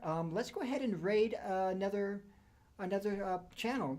Any suggestions for channels? Let me see who's playing right now. I'm following. Let's see who I'm following that has a channel right now. Not Geek, not Hyper RPG. Let's find somebody. Scraticus is doing a Cypher Seminars. I'm not sure what that is. Super lazy. Any suggestions out there? Well, ERP is live if you want to go read them. All right. Keymasters, the Zodiac Empires campaign. That looks like a good one. Okay, let's go ahead and do that one. Star Called Studios. And we are going to raid Star Called Studios. Let everybody know that you're coming from us. Star Called... Oh, I need to raid. /raid. Star Called Studios. And if you haven't followed yet, please go ahead and make a follow. And if you liked our show, I would love it so much if you could subscribe, and it would help support the show, especially for things like giveaways. All right, here we go. Thank you guys so much for coming today. I hope you enjoyed. My name is Josh, and you can find us on Twitter with all the names above our heads.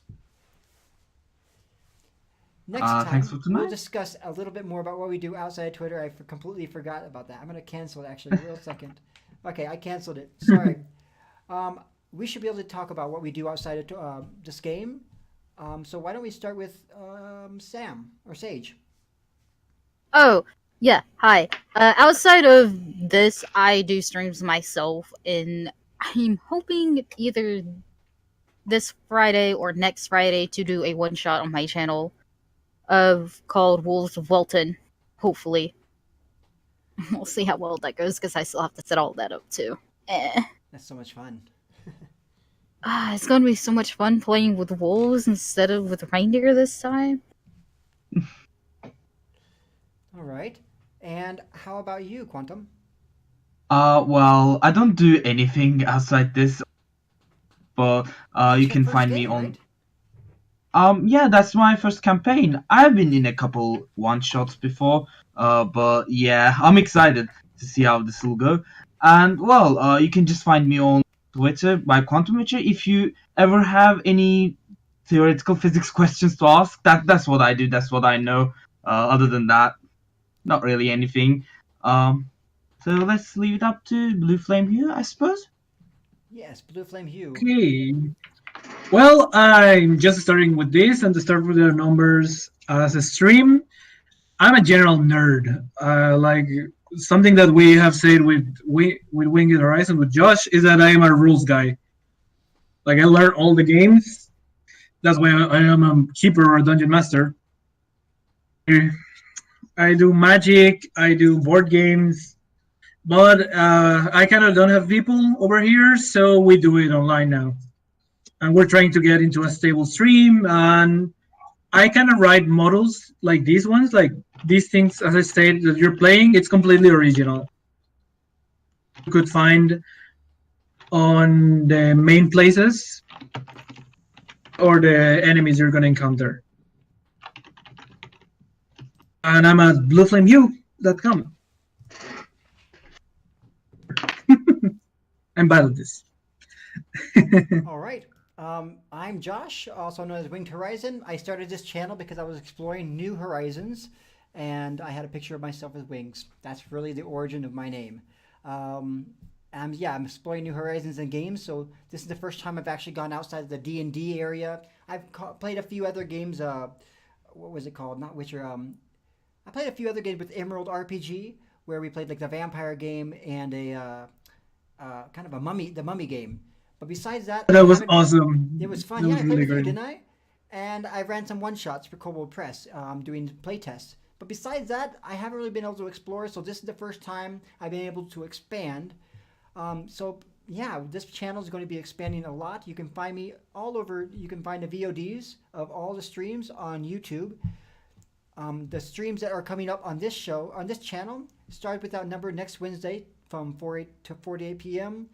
Every Monday from 10 to 1, I have a professional painter, a miniature painter, coming to teach me live, and you'll be able to join him as well. We're going to be telling you what miniature we're painting, so you can buy the miniature and paint it along with us. On, I believe, Tuesdays, I will do my own painting by myself and pray that I can do it all right without screwing everything up. I'm a new painter. And on Sundays, starting March 3rd, I will be restarting not another TPK, the D&D game that was the flagship game of the channel, with my home group that I do right around here on the table, and it's going to be awesome. I have a huge epic storylines planned for this, custom miniatures, everything's all the works for that.